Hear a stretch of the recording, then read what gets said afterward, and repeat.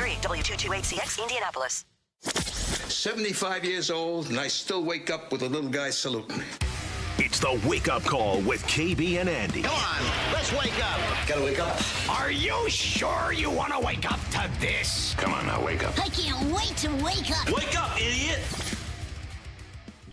Well, we started the week on a little bit of a negative mood here, basketball-wise, in the States. We will end it much more positive on this Friday morning. Full moon, a little fog for myself on the drive in. I am Kevin Bowen.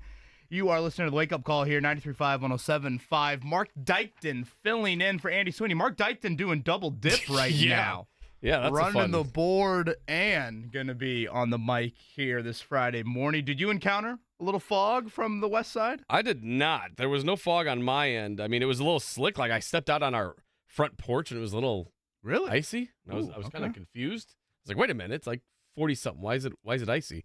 No fog, though. Not too bad the moon on the drive-in. Great. Oh, yeah. I was trying not to get distracted by it. Yeah, a beautiful Friday morning from a full moon standpoint. And pretty beautiful whether you were in Bloomington, Gainbridge Fieldhouse, or Mackey Arena last night. Certainly plenty of hoops talk here on this Friday morning. We'll talk a little girls basketball state finals with the great Greg Rakestraw coming up here at 8 o'clock as well. But again, quite the nights in each of those different venues. I do want to get to a Colts item at some point today.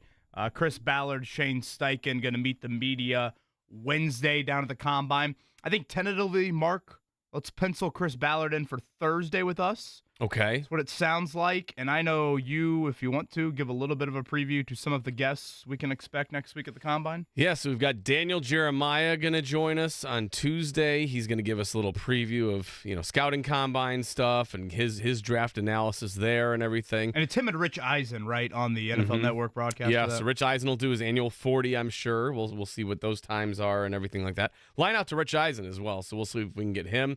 Dane Brugler set to join us. Jim Nagy, who runs the Senior Bowl, set to join us.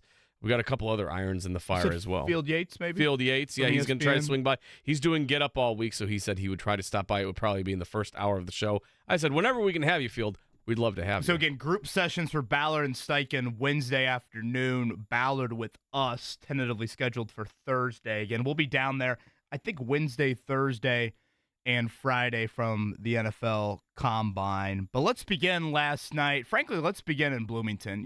When you see an atmosphere like that, Mark, I mean, it's a scene that, certainly the IU women's program is not used to.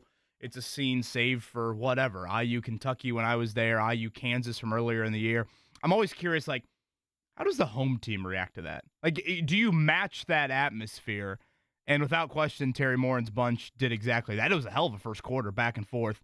And then really the second quarter is when IU really took control of the game. And I never feel like Iowa seriously threatened the rest of the way. Certainly Caitlin Clark. It's wild to look at the stat line and see 24 points, 10 rebounds, 9 assists. But you'd also call it one of the worst games of her season. Yeah. It was a very quiet night for Caitlin Clark. That would not be a quiet night for most people, but for Caitlin Clark, that was pretty quiet. And I guess that'd be 24, 10, and 9. Shooting-wise. When she's 8 of 26, she's 3 of 16 from the 3, lowest point total since Thanksgiving for her. And, for those that definitely follow the IU women's program a little bit more, this was a big win for the resume. For those unfamiliar with the tournament for the women, they will often group the first two games on home floors of the best seeded teams. Well, Indiana last night, they're ranked 14th. They're really flirting with, are they going to be hosting? Are they not going to be hosting? And a win like this certainly puts them, I think, on the right side of that. So quite the images from Assembly Hall last night. That was a fun one. Victor Oladipo in the building, Lynn Dunn and Christy Sides in the building. Very politically correct answer from Caitlin Clark after the game on if she would be declaring for the draft or not. Yeah, she was not. I love Indiana. It's great, this and that. But I'm focused on the present. Yeah. That was her. Just terrific from Mackenzie Holmes, Sarah Scalia. I thought Garzona and Sydney Parrish both were very important for Terry Morin's team. So quite the response for them from what we saw back in Iowa City a couple months ago. And you want to talk about a response. If there's a trend we've seen from Matt Painter's team this season, Mark, it is after losses, just hammer Purdue responding in a big, big way. We talked a little bit yesterday. Where would the game be at pace-wise? If you look at the first matchup between Purdue and Rutgers, it was in the 60s. Purdue had their second lowest point total of the season, scoring 68. They won the game, but Rutgers probably walked off the floor thinking, man, we had our chances. We got it at the point total we wanted. We turned them over big time, et cetera, et cetera. Purdue got it at the pace they wanted last night. They put up 52 in the first half against the best defense in the Big Ten, 96-68. So, again, 3 losses for Purdue this season. Their games after each of those 3 losses, they beat Iowa by 19, they beat Penn State by 17, and then last night they beat Rutgers by 28. Obviously, the goal is to win 6 in a row in March, but we have not seen any lingering effects from each of these losses this season. No, I mean, it was one of those college nights where it's like a lot of good matchups on paper. It was kind of blowout city in all 3 of those games. Purdue was over after about, 10 minutes? Yeah. I mean, you can kind of like, okay, I think I can kind of switch towards the IU women and Caitlin Clark and stuff for a little bit and switch between that and the Pacers, which I did. It was kind of nice knowing that I didn't have to keep full eyes on 3 games at once. It was kind of like, okay, well, this is a blowout. I can go to here. That's a great point. It was stress-free for the most. I mean, I guess probably IU, Iowa, you hung in there with the most. Just curious, would Clark have a flurry in the fourth quarter and get back in the game there? But certainly up in West Lafayette, the Zach Edey stat line is just stupid good. Zach Edey shot the basketball 19 times last night, okay? 11 free throws, made all 11. Or excuse me, yes, 11 free throws, made all 11. 8 shots from the field, 7 of 8. Yeah. Pretty good night when you shoot it 19 times and they all go in but one. Not too shabby, I would say. Cam Heidi, big off the bench for Purdue. Again, Matt Painter talked about that. Wanting more bench production, exiting Ohio State. Heidi was outstanding. The Heidi game. He was absolutely outstanding for them, knocking down threes, made all 7 of his shots. So Purdue continues to have that 2-game lead as they benefited from Penn State beating Illinois earlier this week. Purdue will have, they got a Sunday game. I think it's at Michigan. Yes, I believe they are correct. CBS, 2 o'clock coming up on Sunday nights. And then lastly, yes, you got to talk a little Pacers action. I thought that was one of their best halves of the year. Certainly the third quarter was not good. Kristen Airy was shooting me some info. This has kind of been Detroit's MO as of late. They get down big, and then they somewhat make a run at it. I mean, I never really – if it would have got to single digits, maybe you sweat a little bit, but it never did. I mean, it was, for the most part, hovering in that low teen area throughout the second half. TJ McConnell's a treasure. I want Max Bowen to play like him one day. He was outstanding, and I thought Halliburton looked healthy. Yeah. I mean, he was still – I said it out during the game. He was knocking down shots like it was still All-Star Sunday. He was just throwing up threes and dropping them all over the place. I was like, wait, he's hit, 8 of his last 9 threes? I don't know. Hell, it's actually a much higher number than that if you go back to Sunday night. And then both the dunks. I mean, we're not used to Halliburton being a dunker. And for him to attempt both of them and, look pretty good doing it. I did notice something post-game press conference. I don't know if you saw that. He had the right arm, wrist iced. Just kind of an unusual thing that I'm not used to seeing. He, didn't have the right arm at all, above the table for the majority of the press conference, and at one point he raised it up, and I was like, damn, what the hell is that? So I don't know if we should monitor that, but minutes-wise... Maybe his wrist is just tired from all the shooting from the last week? All the shooting the last, week and a half. Yeah, that could certainly be the case. But again, TJ McConnell, outstanding. If I am going to nitpick, I thought as we got into the second quarter, halftime, I thought to myself, oh, we're going to get a good Jarris Walker run tonight. This is going to be one of those nights where you see him for whatever, dozen minutes, something like that, and you never got to him because Detroit kind of hung in there. I'm sure there was an element of Rick Carlisle that, and again, the score never ballooned to 20, 25 in the second half to where I was like, all right, empty the bench. But you don't play tonight. You don't play tomorrow.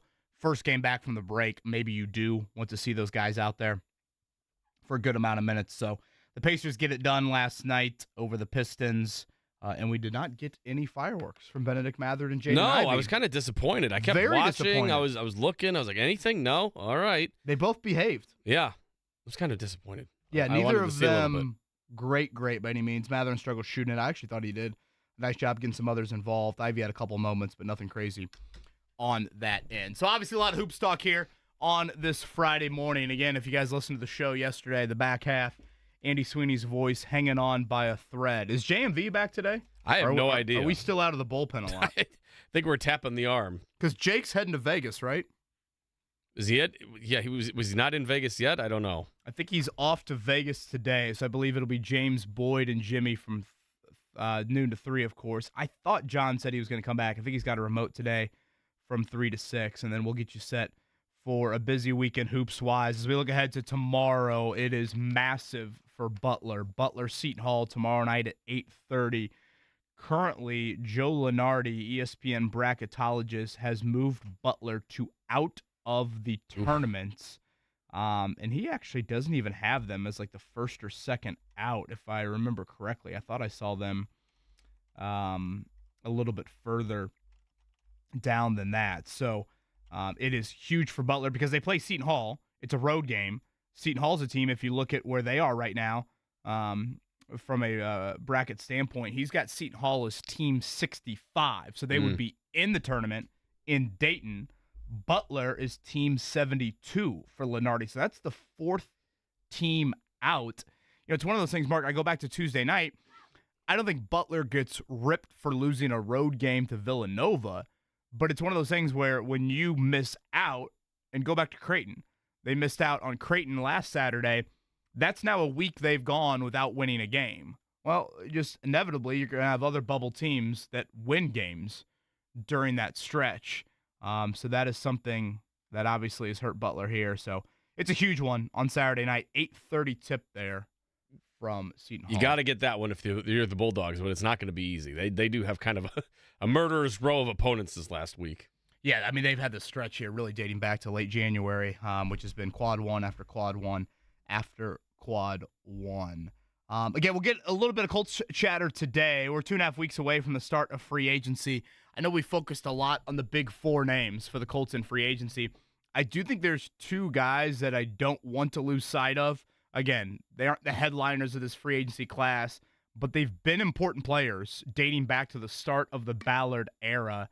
I do think those are two guys just to keep an eye on, and I'm curious how their free agencies will evolve for the Colts. Some might push back on re-signing one of them, considering how much money they've already invested at a similar position. So we'll definitely sneak that in at some point today. Greg Rakestraw again going to join us at 8 o'clock. It's kind of random. It's something I want to throw Rakes away. Mark, do you ever remember when they used to do that? And I felt like it was kind of this time every year. Do you remember when they used to do the bracket buster? Yeah. You'd have like the mid-major teams play other mid-major teams on like a Saturday in mid-February. And the thought was you create a somewhat quality opponent for the mid-major teams at a time of year where you might not have a lot of that on your schedule. And theoretically, that is going to boost your resume with a win and not hurt you too much with a loss. I almost feel that way about like Indiana State right now. Like, how beneficial would it be for them to have a bracket buster game on their resume? Because, again, they're hanging on by a thread as an automatic qualifier in some of this bracketology stuff. But if they all of a sudden, lose in the conference championship game, if they were to go to, I don't know, insert your random mid-major. I see that Grand Canyon is a very good mid-major this year. That'd be fun to go out there. Grand Canyon's right in Phoenix. Yeah. I think that would be very attractive. There you go. Get some Scottsdale, Old Town action there. Catch a spring training game maybe too while you're there. On the old recruiting. Are the Cubs in Mesa? Is that right? Yes. Reds are in Goodyear? Mm-hmm. Hey, I've been to the Reds Park. Have you ever been to the Cubs Park? I was actually at the very first game at Sloan Park. It was really? Just we just happened to go. This was before kids and everything, and Ashley and I had traveled out there. She's like, why don't we go to the Cubs game? I was like, you don't have to ask me twice. So we went, and I was like, actually, this is the very first game. So my wife of the year comment. My butt was in the seats for the very first time in one of those sections over there. So. And what year would that have been? Because they haven't been out there like for 20 before some kids. years, So right? I want to say it was might have been the World Series season, 2016. I was gonna say about 10 years ago, a little bit less than that then. So yeah, Rake would be the perfect person to ask that of like, why did that go away? I felt like that was a good. Again, just a nice thing for the mid-major. I remember going to a Butler Southern Illinois bracket buster game, and boy, the SIU faithful were out in full force in Hinkle. I don't think that went well for Butler, but I always kind of enjoyed that as a fun time of year, and I thought it made sense for ESPN to do that. 2014 for Sloan Park, so I was a couple years off, but yeah. Terry chimes in here. Great seeing Terry on the way to the Indiana Convention Center for the to Lucas Oil Saturday night for the slam dunk. She goes, Caitlin Clark has a lot of nights where she shoots bad. She's a volume scorer. Yeah, but last night was extra bad. Mm-hmm. I mean, the 3 of 16. Yeah. 8 of 26? Something. Yeah, it was a very odd stat line for her. Yeah, 8 for 26, 3 for 16 from 3-pointers, 5 of 8 for free throws. Like, you don't see that normally. You know, one thing I'm reminded in watching her play, and Megan McEwen said this to us yesterday when she joined us, she is a great rebounder. I mean, she's 5'11", and had 10 rebounds last night, and she's like a pretty consistent rebounder there. Now, you know what the Iowa fans are saying today. What? She played one of her worst games of the season in the state of Indiana. Mm-hmm. Therefore, she's going to be nervous in front of Lynn Dunn, in front of Christy Sides. Therefore, she's going back to Iowa City. Well, they can think that all they want, but I would counter back, then what else does she have to accomplish at Iowa if she comes back again? Not much. I mean, national championship, if she gets that. Should we get into a chirping war on social media could. today with the Hawkeye faithful? Oh, yeah. Why not? A fun night in Bloomington, fun night at Gamebridge Fieldhouse, and certainly Mackey basked in that. The trifecta, again, we end the week much better than we started from a college hoop standpoint. I don't know if you'll encounter a lot of fog on this Friday morning. I encountered a little bit on the commute end. Nothing crazy, but something to keep an eye on.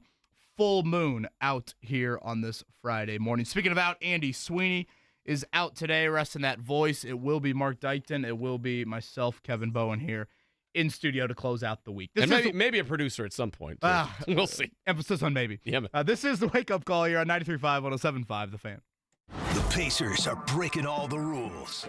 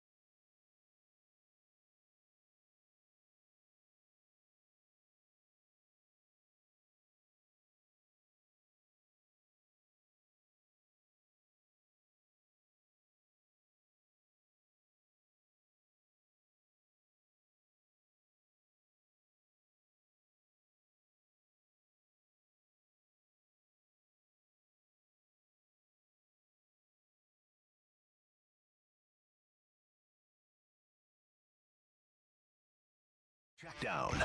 Brought to you by the Barbasol Horizon League Basketball Championships. March starts here at the Indiana Farmers Coliseum March 11th and 12th. One of those nights where T.J. McConnell was quite the treasure for the Indiana Pacers. 18 minutes off the bench, 16 points, 6 boards, 5 assists.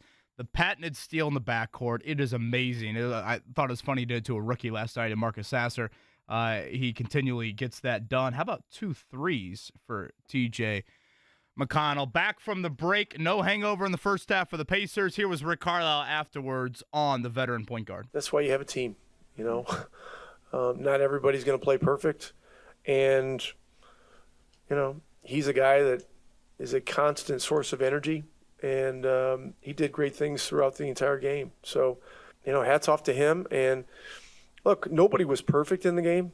That's a hard team to play. I mean, they've developed a style and an approach where they can stay in virtually every game and give themselves a chance to win. And so, you know, our first half, you know, put them down further, and they've been through so much upheaval and difficulty that, you know, it's galvanized them, their competitiveness. And so they came out and really competed hard in the third and fourth quarter, and they made it hard. And that's what this is. This is hard. Hard things are hard. Thank you, Hard Rick things Carlisle, are hard. I for agree. that. He'll join us Tuesday coming up at 8. It'll be a back-to-back Sunday and Monday. Luka in the building, his only time in the building this season, I guess. That'll be a fun one. Outside of the All-Star game. I remember Luka's first game inside of Gainbridge Fieldhouse. He got tossed in the third quarter for punting the ball into the stands. Oh. Well, it would be more effort than he showed at the All-Star game. I think he got teed up last night, and he also went off for 40. Is a very on-brand for Luka Doncic. Again, him and Kyrie Irving coming up Sunday. Monday it'll be the Raptors, and again, Wednesday will be the Pelicans as the Pacers have this 4-game homestand out of the gate. College hoops, let's go over to the women's side as the Indiana Hoosiers topped Caitlin Clark and the Iowa Hawkeyes 86-69. It was a very one-sided game. 11 points they held Iowa to in the second quarter. That was pretty nice. Caitlin Clark, a pretty pedestrian, some would say off night, 24 points, 10 rebounds, 9 assists, but only 8 for 26 from the field goal range. Terry Morin talked about how her team guarded against Caitlin Clark. You know, I thought our guys from the jump were really got after it defensively. I think we made everything very difficult for Caitlin Clark tonight, and that's hard to do. She's a phenomenal player. But I think maybe the most important thing we felt like we did at halftime was we kept Martin, we kept Molly Davis, you know, Stolke, Marshall. We kept them relatively quiet, and that was the key. Going into it, that did not happen when we went to their place, and I thought tonight, you know, at halftime we were pleased with the way we had guarded those other pieces that they have on the floor. Yeah, big second, big fourth quarters for Terry Morin's team. We talked about it to open up the show. Obviously, they matched the atmosphere. It's a game to remember from that point inside of Assembly Hall. If you want to live even more in the present, it's important for the resume for the IU women in that they now should be in a position to at least host those first 2 games. Obviously, last year it did not work out in that second round and losing to the Hurricanes of Miami there.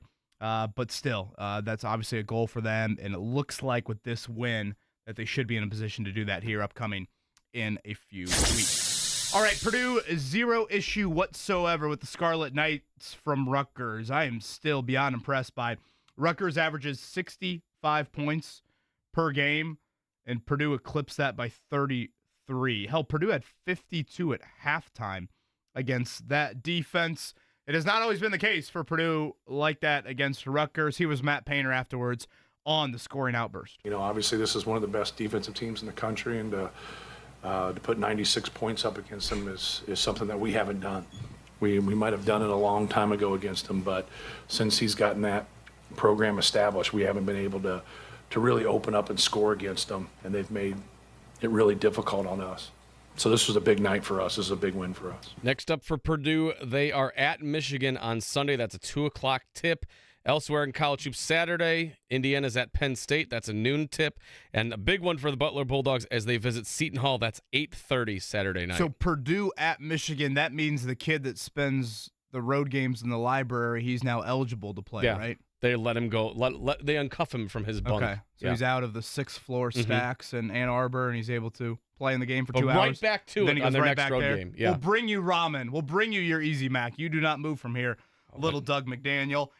Boy, Zach Edey last night, again, shot the ball 19 times. He made it 18, 7 of 8 from the field, all 11 foul shots. That, I think, is a part of why the NBA scouts, salivate's too strong of a word, but why they feel confident about him at the next level. You watch the shooting stroke, it looks great. The foul line is pretty impressive for a dude at 7'4". Cam Heide outstanding off the bench for Purdue. And again, their response from their 3 losses this season, they beat Rutgers by 28, they beat Penn State by 17, they beat Iowa by 19. 0 hangovers. And the first halves in each of those 3 games, absolutely dominant from the Boilermakers. Last one for me. You mentioned IU and Butler tomorrow. Again, for Butler, Mark, they are out of the tournament in Joe Lunardi's eyes right now, so cannot stress enough how important tomorrow night against Seton Hall is. That is an 8:30 tip. Seton Hall beat Butler earlier this season inside of Hinkle Fieldhouse, so just a massive one. When you look at where Seton Hall is, they are just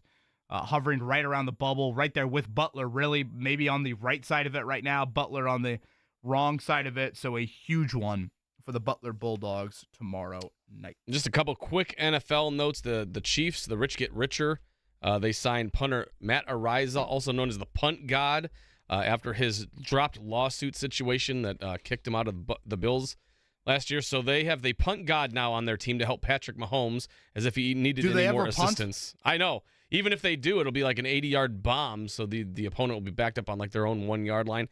And also the Seahawks reworking the contract of Geno Smith. The Seahawks have the 16th overall pick in the draft.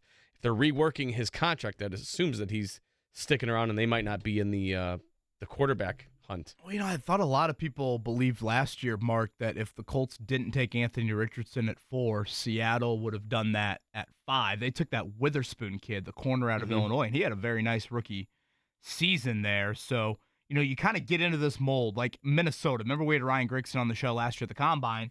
I mean, they were thought, are they going to take a quarterback? Like Kirk Cousins isn't doing this forever, and now he's a free agent, obviously coming off the torn Achilles there. So you've got some of those teams in the Cousins of the world, in the Geno Smiths of the world. Do we see them enter the quarterback fray at all upcoming here with the draft? Speaking of that, a couple of under-the-radar Colts free agents, I think, to keep an eye on. And also, the NBA, I guess, released some info that might not be too good for the Pacers hosting another All-Star game. I seeked out a little clarification on that, and I will share that with you on the other side. He's Mark Dykton filling in for Andy Sweeney and doing his normal producing work. I am Kevin Bowen. We're closing out the week here. It's a full moon Friday, not in studio, in the sky, here on 93.5, 107.5 The Fan. The IHSAA Girls Basketball State.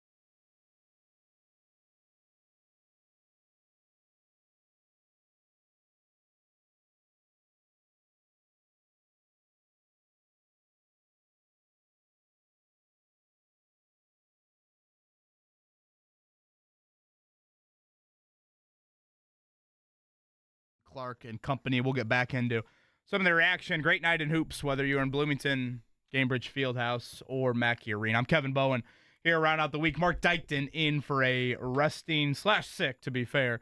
Andy Sweeney, that voice was fading fast. Honey and tea, Andy. Honey and tea. Honey and tea. I just heard a WIBC report walking out in the hallway during the break, Mark. Cops found 89 grams of cocaine in an onion. Oh. Well, that's one place to store it. I guess that's a smart place to store it. Well, I guess not, I'm not totally smart because it was caught, but no one wants to really touch onions. Trying to bring it into the airport, or like how? What are you doing there? I can't say I hung around for details on that. I'm going to the Pacers game. I'm going to snack on an onion here. Mm-hmm. Yeah, I've got my knife to cut up the onion here a little bit later at the old Pacer game. So cocaine onion, okay. Next week we will hear from Chris Ballard and Shane Steichen down at the Combine. That'll be Wednesday afternoon. Those will be in their group settings, the annual group settings at the Combine. For us, tentatively pencil in Chris Ballard for Thursday morning. He'll hop on with us. We'll be live down there at the Combine. Mark, we're 2.5 weeks away from the start of free agency. A huge part of Combine Week is teams meeting with agents of their own free agents, certainly agents of other free agents as well. But, you start to get a little bit of clarity on some of these guys and their situations. For the Colts, we've talked about the big four: Michael Pittman Jr., Grover Stewart, Kenny Moore, Julian Blackmon. I'd say from a notoriety standpoint, the next two we've talked about the most would be Gardner Minshew and Zach Moss. Mm-hmm. So, that's 6 in-house free agents right there.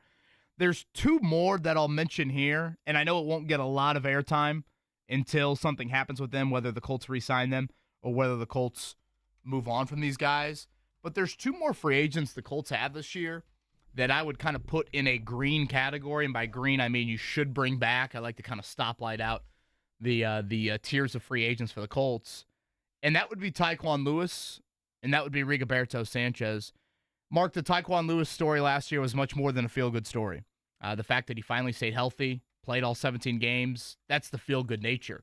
But he also was a very important, versatile, productive, and trustworthy piece, and really was playing over Kwity Paye in some critical situations late last season. So what you do with him, I think, is a storyline. Again, it's not major, but I just want to make sure that we throw that in there.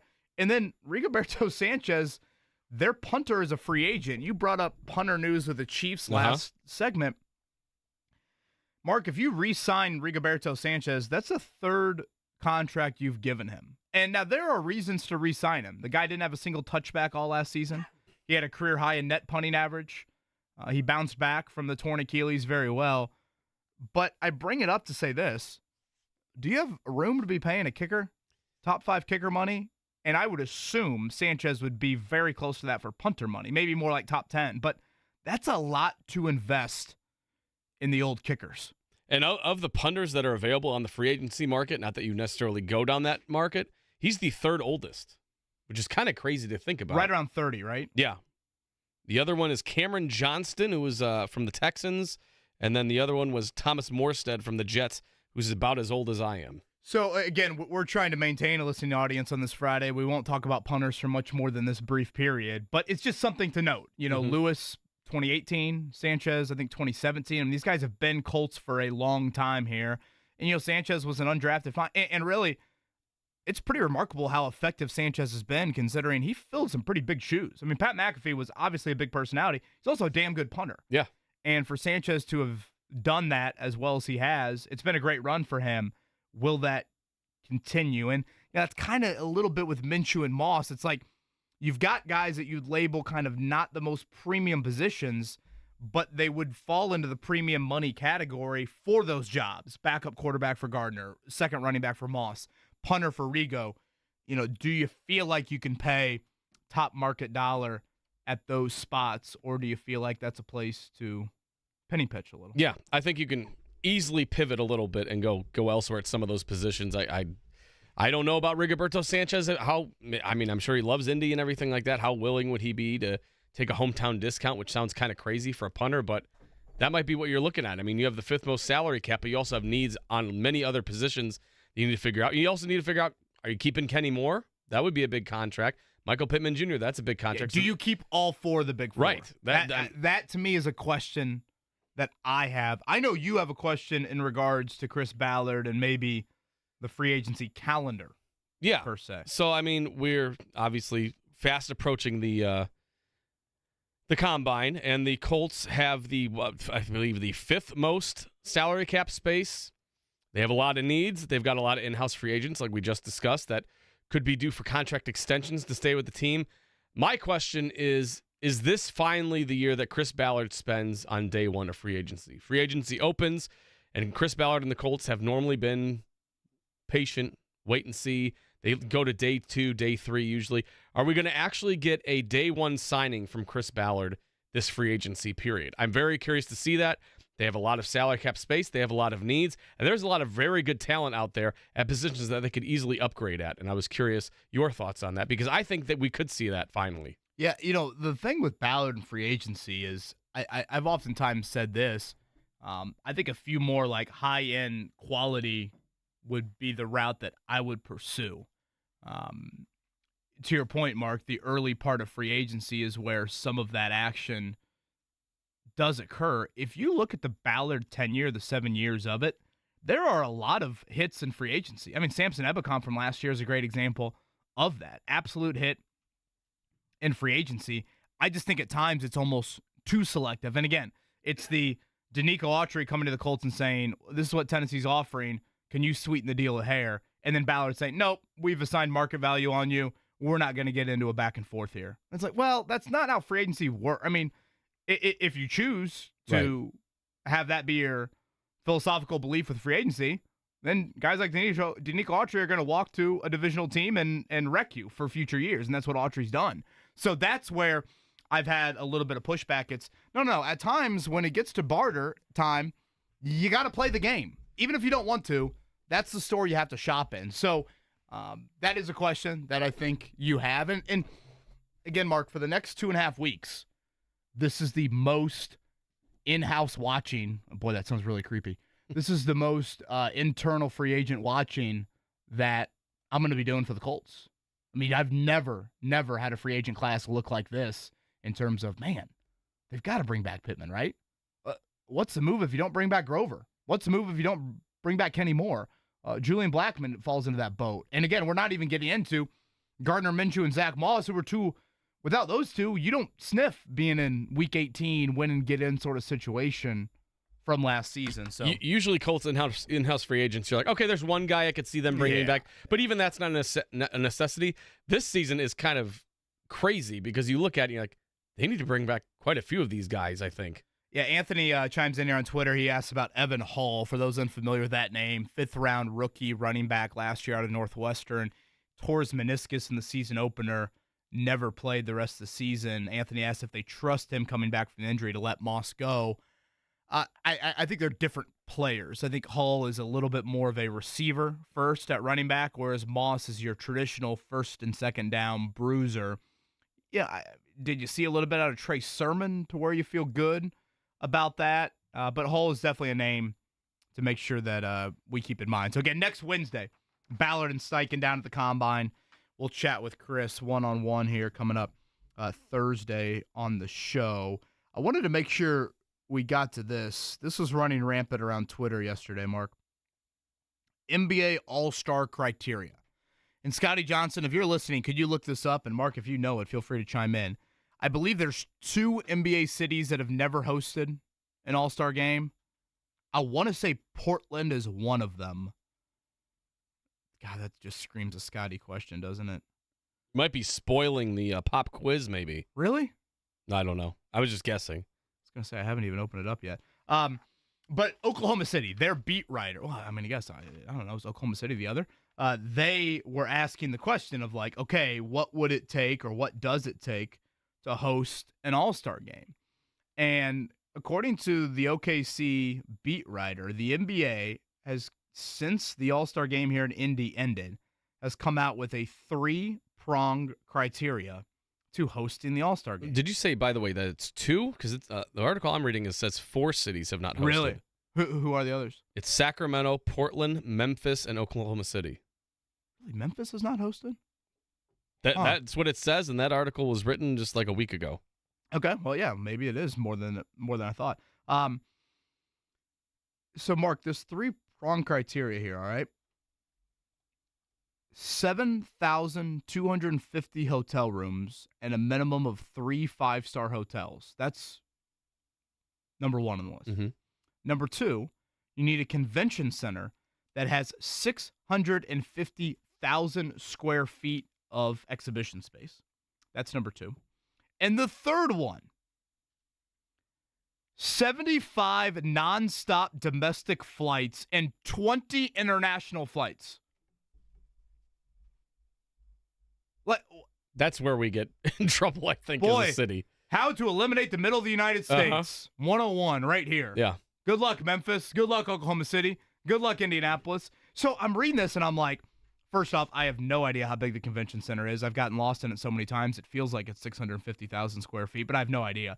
So I thought, okay, let's A, start to look this up, and B, let's start to contact people that are in positions that really, really matter about this stuff around the city. So it seems like, based off a little bit of research, that we check the hotel criteria. That, with the building of all these new hotels and, the NBA teams stay right here at the Conrad, et cetera, et cetera. Okay, we can check that box. Our convention center, Mark, based off a Google search, 419,000 square feet. Okay, that's different than what Bing tells me. It says 566,600 square feet. So we're still under. So we are heavily under 650,000. And then a quick Google search, we are very much under the old flight criteria here. 40 domestic nonstops, 5 international nonstops. Yeah, I mean, internationally, where are you going? Like Cancun? Like Windsor? Direct to Toronto? Are we still doing the Paris thing? Remember that was the big that was hubbub fun. a couple years ago? Uh-huh. So I texted someone that would know this, and I'm like, wait a minute, does this just eliminate us, like, from future All-Star games? And the response I got was this, all right? And I quote, "Think of this as a starting point for conversations between the league and cities who want to host. As I understand it, this isn't a check the box by the league, as in you have to check all of them. They want to be sure cities have the infrastructure to handle what they see as an event that will keep growing. For us," that's Indy, "no one should be worried. The NBA knows how we do these events and understands we do them better than anyone." I was going to say, because these aren't new, supposedly, check boxes. These were in place when the Pacers and Indiana were given the All-Star game, correct? Well, I thought they were new because, remember, the NBA granted the All-Star game to Indy almost a decade ago. Mm-hmm. Remember, it was pushed back due to COVID. Mm-hmm. It was supposed to be here in 2021. So I see that, and I hate it. And I'm like, this totally eliminates anything from a mid-market standpoint. And then I also think, wait, where are the next 2 free agencies or All-Star game spots? San Francisco and Inglewood. Yeah. So clearly we are getting into and that's kind of the trend with the Super Bowls. If you look at the Super Bowls, it's been heavy like West Coast Pacific time zone here recently, and that's where we're going to be from an All-Star game standpoint the next couple of years. So I'm reassured and reaching out to, again, someone here locally that would know a whole lot more about this situation. But if we start to fall into this trap where these become, you have to meet this before the conversation can start, and it sounds like that's not necessarily happening here, but if that does become the case, hell, Mark, your girls and Rosie and Max, they're not going to be seeing anything in this city from an NBA All-Star game standpoint, or hell, even a Super Bowl. Yeah, I mean, we do put on events like no one's business. Like the Combine has been an annual stop for reasons, because there's no way that any other city can do it the way that Indianapolis does. Now, I get that the Combine is small potatoes compared to the NBA All-Star Weekend and Super Bowls and whatnot there, but the NFL can, eat its cake and go elsewhere and make all this money and stuff, and they keep saying, no, Indianapolis is the place for us. So I would like to see more events like that come back. I mean, we do Final Fours, national championships, all that stuff. We can handle it. I mean, but I'd be curious to see how strict they are with the whole, square footage of your convention center and your airport flights and everything like that. We'll see. Now, earlier this week, we had Chris Gall on from Visit Indy, the executive VP. And Mark, feel free to correct me if I'm wrong. He said he felt like more likely a Super Bowl would return here next compared to an NBA All-Star game. Correct. And he seemed rather confident, might be too big of a word, but I don't know. He expressed some some optimism. It was not an answer that he needed to think too hardly. No, he very quickly mentioned that. I also threw to him, okay, what would be the one event? And by the way, that interview was up on our podcast. That was Wednesday. Yes. To close out the show. I threw to him, what would be the one sporting event you would like to see come to the city of Indianapolis? You could just snap your fingers and voila, it is here. And he mentioned the return of an F1 race. That would intrigue quite a few people. The global appeal to that, even with a Super Bowl, a little bit. I mean, there's global elements without question to an NBA All-Star game and a Super Bowl, but nothing compares to what an F1 race. Are we in 3 markets for F1 right here in the States? Are we Miami, Austin, and Vegas? That sounds right. If Indy gets an F1 race, we have to do an in-studio interview with Martin Brundle. Oh, was he our Paulo Banchero? Yeah, Patrick whatever. Yeah. That grid walk is outstanding. Oh, yeah. I feel like he knows half the celebrities and doesn't know the other half, and if he doesn't know you, he simply just states to them, who are you? Tell me who you are. What do you do? Exactly. Yeah. That seemed, gosh, I forgot how outstanding all of your accents are. Thank you.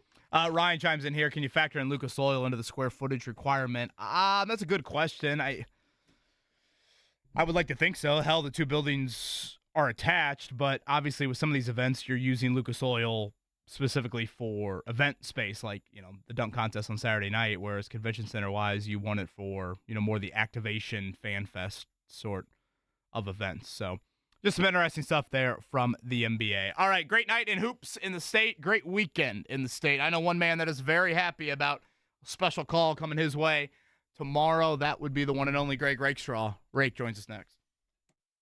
It was not the season we expected.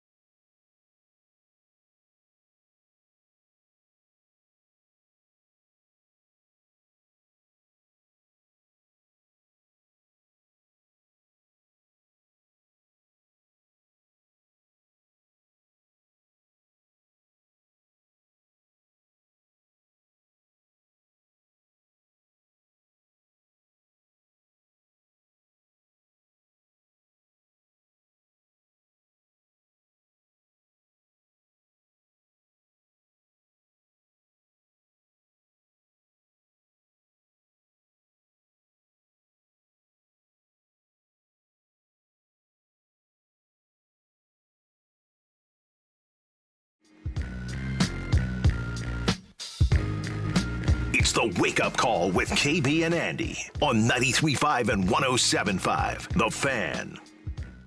All right, great night at hoops. West Lafayette, Indianapolis, Bloomington, all three boxes checked there. Certainly not how we started the week from how poor the college basketball weekend was last week. And as we talk hoops and transition here, I'm going to guess this man is pretty excited about tomorrow morning. We've got the girls basketball state finals. Again, the rundown on that. No undefeated teams left. It'll be Lanesville and Marquette at Marquette Catholic and the Class 1A game. Brownstown Central and Lures in 2A. Gibson Southern. They've had a nice run athletically here against Norwell in 3A. And then LC and LC. Lawrence Central. Unbelievable tournament run for them compared to what they have had from a postseason success standpoint. And Lake Central to round things out. And for more on that, the one and only Greg Rakestraw joins us.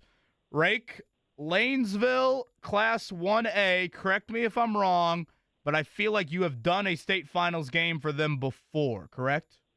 I have. Amazingly, this will be the fifth time they have played in a state finals, and it is the fourth time that I have been on the broadcast call for it. About that. Now tell me we've got, maybe not offspring per se, but tell me we've got some family tree connections somewhere on the roster. Correct. So my cousin's daughter is one of the 5 starters that is playing in the game. And my cousin Jason, I think when it was the family and friends' turn to buy tickets earlier this week, I think he bought 45 of them for the extended family, including my mom. So Aunt Rita's coming up this morning. Mom and Rita are coming over to the house. We're going down to the practice today, and then there is a reception that I get to MC as well today, as all 8 teams have their hour of practice time at Gamebridge Fieldhouse today. So I've got a full day of activity at Gamebridge, but the population of Lanesville will quadruple and then all move north at some point in time today and tomorrow to be here for the 1A state championship game. I absolutely love that. Good for you, Rake. That is outstanding here. Again, girls basketball state finals this weekend. Other big storyline, I know we've talked a little bit about LC. I think you had LC and LN early in the tournament. Correct. Again, they hadn't won a tournament game in like 2 decades. Is that correct until this year? That is correct. Their last sectional win was 2001, and so they have lost 22 consecutive postseason games. It is a program that has historically struggled. They have won before this year, one sectional championship in school history, and that was back in '87. Now, again, they've seen this run coming. It is really there's a 6 or 7 player rotation. From an offensive standpoint, it's 4 players. It's the Lampley sisters. It's Anaya McKenzie. It's Layla Abdur-Rakib. They're all sophomores and juniors. Last year, Warren kind of knocked them off early on the first night of the tournament, but they have been a clear number 1 or at least top 3 or 4 team all season long. They have played a really good schedule. And one thing that caught my attention is that they played a lot of doubleheader showcase games, which prepares you exceedingly well for last Saturday when you've got to play twice and win twice to advance in the tournament. Again, they're a very deserving team to get to the state finals. Unfortunately, a bit of an injury, I think, kind of helped them along the way, and that is one of Center Grove's leading players turned an ankle in the second half, and I kind of put that game, kind of turned it on its side. LC ended up winning that one by a score of 53-40. Lawrence Central ends up being a heavy favorite. Lake Central, to their credit, plays a good schedule as well, got downstate. They've got a lot of interchangeable pieces, no kind of one dominant player in that Lake Central team, but the LC of Marion County is a favorite going into that one. The one and only Greg Rakestraw joining us on the Payless Liquors hotline. Greg, I want to stick with the ladies, but switch to the college side. Did you get a chance to see any of Caitlin Clark in Iowa against Indiana last night and Terry Morin's crew getting the win? If so, what were your thoughts, and do you think Caitlin Clark's going to go pro at the end of the season? I did not have a chance to see the game because I still get to pony up for Peacock. You're a WWE guy. Right, and they put it on Raw put it on USA at least for now. Okay. And, I'm middle-aged, so I watch more of the clips on Facebook from 1992 than I do currently. So didn't watch the game, and I had a game myself last night, but obviously was kind of following along on Twitter. Very happy for IU. This is how good Terry Morin's program has become. What Indiana's kind of ranked 14th, 15th, correct, at this point? Yeah, 14th. Yep. Uh-huh. In that neighborhood. And it almost seems like we haven't talked about them as much this year. Or they've been flying under the radar. That's how good they've become over the course of the last 2 or 3 seasons. I had friends of mine that were posting pictures of standing in line for 3 hours to get in, which is awesome. The line apparently formed at noon yesterday, 17,000 strong. That's tremendous. So great win for IU, great win for women's college basketball in this state, great atmosphere at Assembly Hall, and good on Hoosier fans for going and supporting a good team. Yeah, I think now let's get to the Caitlin Clark issue. And I wouldn't say it's an issue. If I'm the Indiana Fever, I'm seeing if I can learn something from Larry Bird. I'm going to the WNBA and say, hey, can we draft her this year? And if she changes her mind, she'll get her rights a year from now. I'm sure they've checked that, and my guess is the answer is no. But if you're the Pacer Sports Entertainment brass, I guarantee you have been in constant contact with her representatives, and you have frankly been trying to ensure that all the marketing and sponsorship deals that she has in the state of Iowa and nationally, the national ones you think would translate to the WNBA, but you're making sure that all of those sponsorship deals carry over to, again, make the compensation package you can offer the first pick in the upcoming WNBA draft to make it match what she would get for going back to Iowa for a 5th year. Because to me, I think that's what it comes down to. I'm not sure if you can pry her away from one more year of this. Maybe she's ready for a change, don't know. But if you're the Pacers/Fever, you are doing everything you can to say, we want you here, you'll be a star here, you'll be well compensated here. And so I guarantee you people have been doing that behind the scenes ever since the Fever won that draft lottery. Oh, yeah. Lynn Dunn was in the audience last night. So, yeah, you have to imagine that they've had some sort of contact with her checking out with that. I think one of the reasons why the IU women have been under the radar a little bit this year, unfortunately, is because what the men's basketball team with Indiana is doing this year. How do you see that playing out? Do you think Mike Woodson's future is in any doubt at this point with how they've been playing? What would it take for them to make a change? I think fans, for his future to be in doubt for next year, I think fans and donors have to start speaking with their wallets. And frankly, there's not that many chances for fans to speak with their wallets, knowing that the regular season, comes to its conclusion 2 weeks after this one. So I couldn't tell you how many home games IU has left to be in the 1, 2, or 3, category. You would think at this juncture. People have pointed out the economics of it, that the buyout changes at the end of next year. People have pointed out, again, this is an alum. This is a highly thought of alum. This is a guy that has plenty of important connections in the right places as well. And so everything tells you he's going to get at least one more year. But the natives are restless, clearly. And I think the thing that could fast forward the process would be if the natives get apathetic and the natives stop driving to Bloomington and money stops being donated, money stops being spent. Again, we're in the unabashed capitalism era of major college sports. It's all about the dollars and cents, and that's where I think pressure would come for next year is if donors say, hey, you're not getting my money, or if fans stop going to games and saying, hey, I'm not making the drive to Bloomington for what I'm seeing from this basketball team.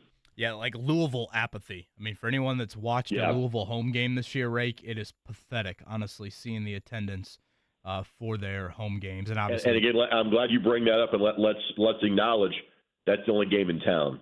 Right. Here we can shift our attention to the Pacers or to the Colts or to Purdue. In Louisville, it's U of L and UK. That's it. So if you have completely lost a fan base the way they have in Louisville, that's even more stunning because they're literally the only game in town this time of year. He is the great Greg Rakestraw. He's with us here, the mayor of Lanesville. He's going to be certainly the mayor, pseudo-mayor of Indianapolis, showing people around town here today, getting ready for the girls' basketball state finals tomorrow. Rick, I wanted to shift a little bit, and I guess we talked a little college basketball, but it's kind of random, but it popped in my head yesterday. I used to love Bracket Buster Weekend. Remember when ESPN did that, Rick? You would get the mid-major teams playing road games against other mid-major teams. I remember I remember exactly where I sat in Hinkle for a Butler Southern Illinois game. It was a raucous atmosphere. SIU brought a ton of fans, frankly. But I think Butler kind of got run off the floor, if I remember correctly. But just an awesome atmosphere.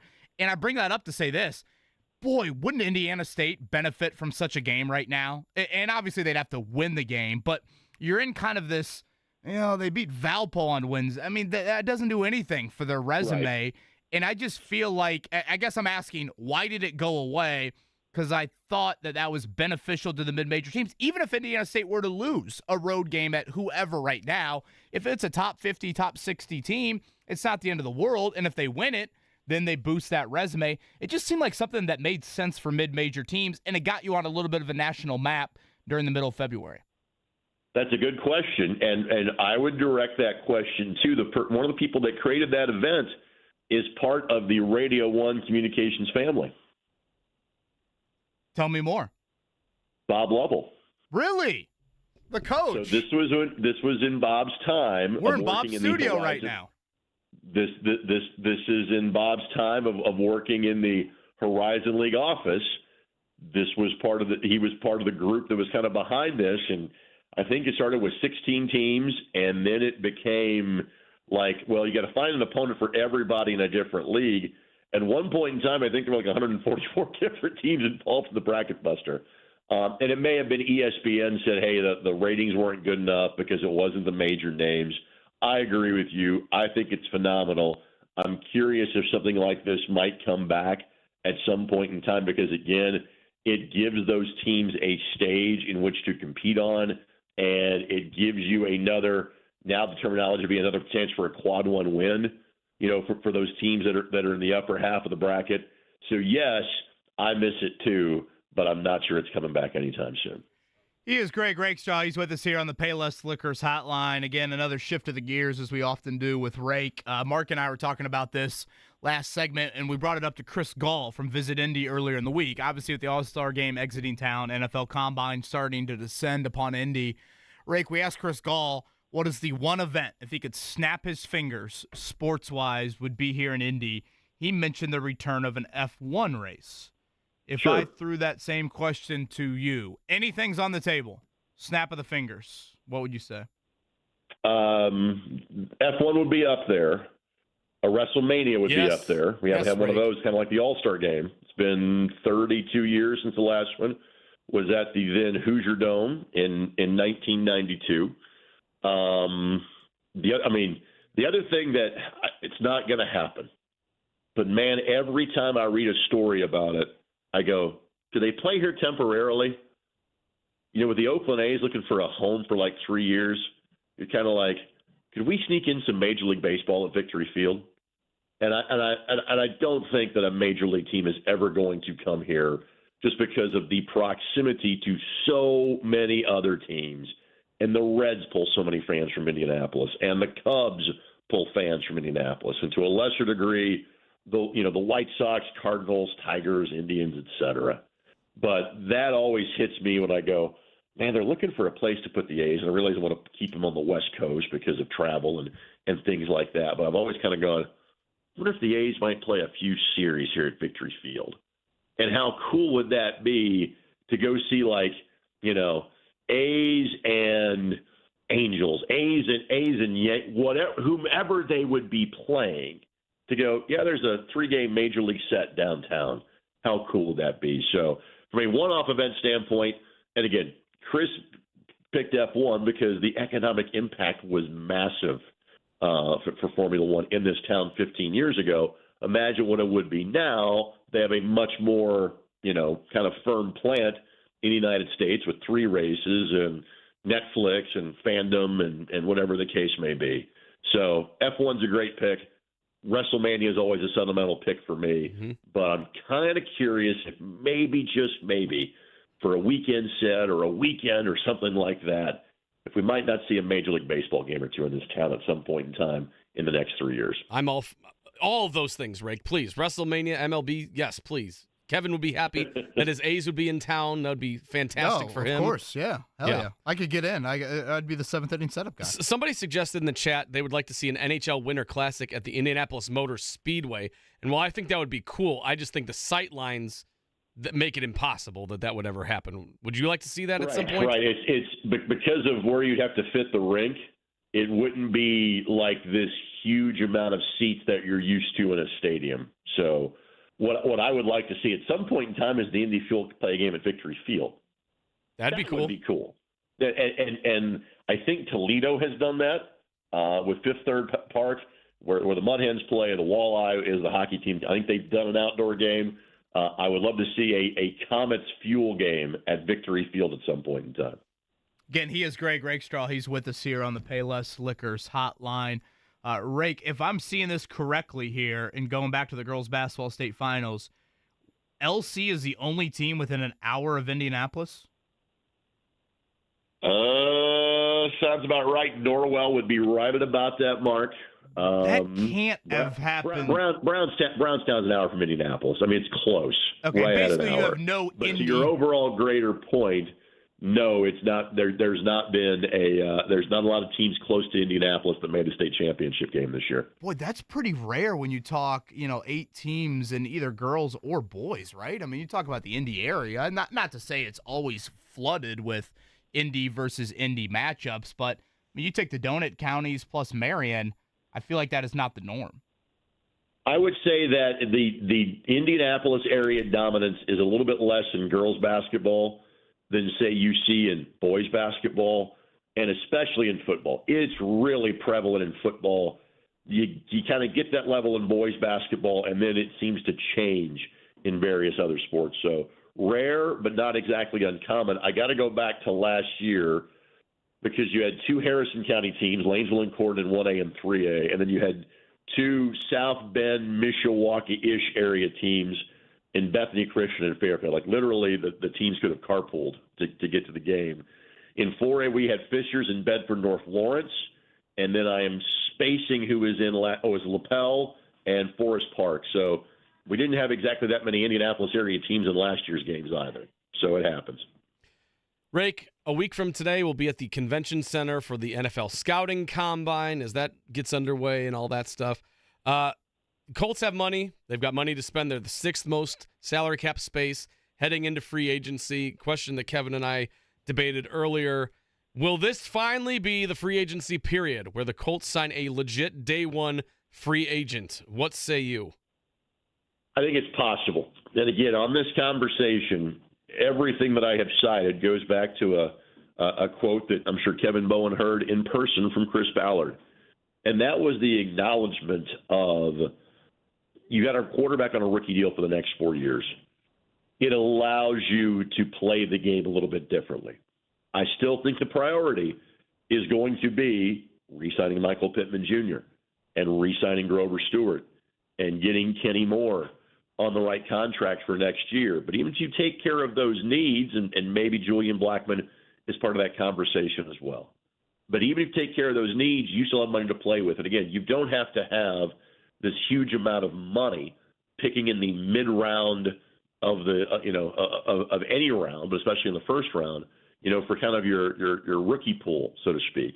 So you've got some cap space to play with. So I could see them, whether it's for a number 2 receiver or for help at cornerback, I could see them signing, I'm not even sure if I'd say a big money free agent, but how about this, bigger than we're used to seeing from this football team. He is Greg Rakestraw, and he's ready to have the city of Lanesville not only descend upon his residence, but make the trek down to Gamebridge Fieldhouse. Clearly, tomorrow. you've never been to Lanesville if you refer to it as the city of Lanesville, the town of Lanesville. The metropolitan of Lanesville, I believe, is maybe the better way to put it. There are other larger metropolitan areas in Harrison County, let's put it this way. Rake, it's got to be pretty cool for you. So congrats on that. Enjoy this weekend. And as always, we love these Friday combos. So thank you. Thanks, fellas. That's a great Greg Rakestraw coming up right there on the pop quiz. By the way, to round things out today, I do want to make sure we mention this.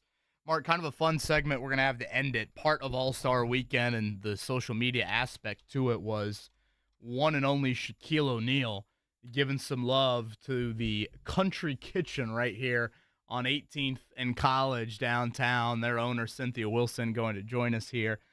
They've had quite the few celebrity shout-outs, appearances, visits over the years. They actually have a page on their website highlighting some of that. President Obama made a visit there. I know Peter King during the NFL Combine has brought Tony Dungy and company along for a visit there as well. So she's got some pretty funny stories to share about that. So we'll round out the show today with that. Before we get to her, of course, and anything else, let's do a morning check down. The Morning Checkdown, brought to you by the Barbasol Horizon League Basketball Championships. March starts here at the Indiana Farmers Coliseum, March 11th and 12th. The play on the court for the IU women last night matched the atmosphere, and that is saying something. It was quite the scene outside and inside of Assembly Hall for Caitlin Clark's, what you think is her final game in Assembly Hall, but nonetheless, the Hoosiers were outstanding. Great first quarter, back and forth, and from then, Indiana kind of stepped on the throat of Iowa the rest of the way. Nice response from how the first matchup went in Iowa City, and a very important win that might get lost in the headlines. That's what Terry Morin focused on after the game. The teams that we've lost to are really, really, really freaking good. We went to Stanford. We went to Ohio State. We went to Iowa. And if you just think about the Big Ten, this league is really good, and we've said it, and I know I've said it. It's hard to win on the road. It's hard. And I don't know if it's a weight.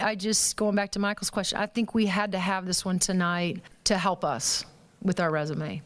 For sure. Important for Indiana to win that game, and they now are in a much better position to host like they did last year, those first two games in the tournament before it gets into the neutral aspect of things. Caitlin Clark's final stat line, 8 of 26, 3 of 16 from the three. Boy, she missed a ton of shots late in that one. Easily one of her worst shooting, scoring nights of the year. Her lowest point total since Thanksgiving. She did have 10 rebounds and 9 assists. So 24, 10, and 9. Pretty darn impressive. The efficiency, though, a bit to be desired. So outstanding effort, group effort. The other thing Terry Moore mentioned, they changed up a lot defensively in what they did to Caitlin Clark from the first matchup. It showed last night. Switching to the men's side of things, Matt Painter's crew, coming off their loss to Ohio State, just dominated Rutgers, 96-68, completely one-sided the whole way through. 52 points they scored in the first half, so it was never in doubt. Zach Edey, 25 points and 7 rebounds. It was just a dominant performance from him. Matt Painter talked about finally scoring against Rutgers. You know, obviously this is one of the best defensive teams in the country, and to put 96 points up against them is something that we haven't done. We might have done it a long time ago against him, but since he's gotten that program established, we haven't been able to really open up and score against them, and they've made it really difficult on us. So this was a big night for us. This is a big win for us. Big off the bench, too, was Camden Heide, who had 18 points off the bench, so Matt Painter had to be pleased with that for sure. They get back to work at Michigan on Saturday. That is a 2 o'clock tip for the Purdue Boilermakers. You know, Mark, I don't know how much it matters for 6 games in March, which is the goal, but I am impressed by their response after each loss this season. And they've played not upper echelon opponents in any of these 3 games following the losses, but it's been an absolute beatdown from the start. They dominated the first half against Penn State. They beat them by whatever it was, I think 18 or 19. Iowa, same thing. Great first half, beat them by 19. And then last night, I mean, they put up 52 in the first half against Rutgers. Yeah. Rutgers allows 65 a game, and it's 52 at halftime. Along with Heidi, you can't like have a Purdue game and just gloss over Edey. 11 for 11 from the line, 7 of 8 from the floor. Again, shot the basketball 19 times, made it 18 times, 25 points for the big fella in that one. All right, lastly, over Gainbridge Fieldhouse last night, Pacers with, I thought, one of the better halves of the season. I think you throw in the caveat of the opponent there. Sure, the third quarter wasn't good, but I never felt like Detroit seriously threatened. I don't even know if they ever got to single digits in the second half. 129-115. The Pacers get it done there. We talked a lot about TJ McConnell and that performance. Tyrese Halliburton, though, 25 and 13. Great start for hitting a few threes just like he did Sunday night. Couple dunks. Don't say that too often with Tyrese. Health-wise, how's he feeling? The Pacers All-Star starter commented on that after. Like it felt like in the the games, like my explosive movements as the game went on just kind of decreased. And I didn't feel that in the moment, but then when you look at, like, obviously all of our numbers, right? My numbers are down, and I'm not doing as many explosive movements. So I'm curious to see what the numbers look like today compared to what they were a week ago or what they were, before the injury. But I felt really good. I just felt like I could get to every spot. Explosive movements. The step back going to my right, exploding from my left leg has given me troubles, and I got to it a couple of times today. Missed them, but I got to them. So that's a plus. Great insight there from Tyrese Halliburton on his health. There is one nitpick I didn't like about last night. I want to share that on the other side. But Mark, did you see who was in the building last night at halftime? I did not. Who did I miss? The Red Panda was in the building. I hate to say this. Oh, no. Has she lost her fastball? I have seen some videos lately where she's dropping a lot of plates. I'd like to think those are photoshopped. I would like to as well, or maybe AI generated. That's the kind of route we're going these days. The AI generated plates breaking. Unfortunately, she's been doing this for 30 plus years, right? And again, I'm saying, is this MJ with the Wizards? That's kind of what I'm asking here. Well, she's still wearing the same jersey, though. She's not the blue panda. Sure, but yeah. I feel like we need a 30 for 30 on her at some point. Is she the only one? Where does she live? How does the unicycle travel? That and the old guy that climbs the chairs. He's been doing it for a long time. That dude's psycho. Yeah. That dude is certified psycho. I'd like to see him at like a breakfast banquet or something, stacking chairs. If he's the halftime show, I've got to go to the concourse. I can't watch it. I don't want to see what would happen if he falls. I've asked that question a couple times when I've seen him do the halftime show. I'm like, my daughter's always like, "Where's the dogs with frisbees?" I'm like, I would feel a lot better about that than what I'm watching right here. This guy scares me. The other one that you aren't worried about safety, but he is. I don't know if there's 3 humans in the entire world that are better at their job than the Simon Says guy. Oh yeah, he is incredible. Mm-hmm. If all of a sudden like the visiting players are coming out to warm up for the second half and he's got 16 people still in the game, he'll just snap his fingers and boom, it'll be down to 3. I mean, that is a pretty particular skill where you got to be like, how did you get so good at that? You're like, I can make a career out of this. Does he go to like elementary playgrounds and practice? Spencer, you're out. Get out of here. Go on the monkey bars. Showing up to recess around America. Big one for Butler tomorrow night. It goes without saying. This is, I cannot emphasize that enough. Seton Hall is right there, probably on the right side of the bubble. Again, we mentioned it earlier in the show, Joe Lunardi has now moved Butler to the wrong side of the bubble here. If you look at their final 3 games, Mark, it's like St. John's, DePaul, and something else that's not of significant note resume-wise for Butler. That's not ideal. So this is a quad 1 road opportunity against a fellow bubble team. If you lose this and get swept by Seton Hall, that is not ideal for the Bulldogs. So if you get it Saturday night, I think you're feeling better, feeling good, et cetera, et cetera. If you don't get it, you're going to need a lot, I think, coming up Big East tournament-wise for the Butler Bulldogs. All right, on the other side, maybe I'm nitpicking a little bit. One aspect of the Pacers game I thought we'd get, and we did not. Not too good in my eyes. We'll talk about that on the other side. It is the wake-up call here. Mark Dykton filling in for Andy Sweeney. Do you have 3XY?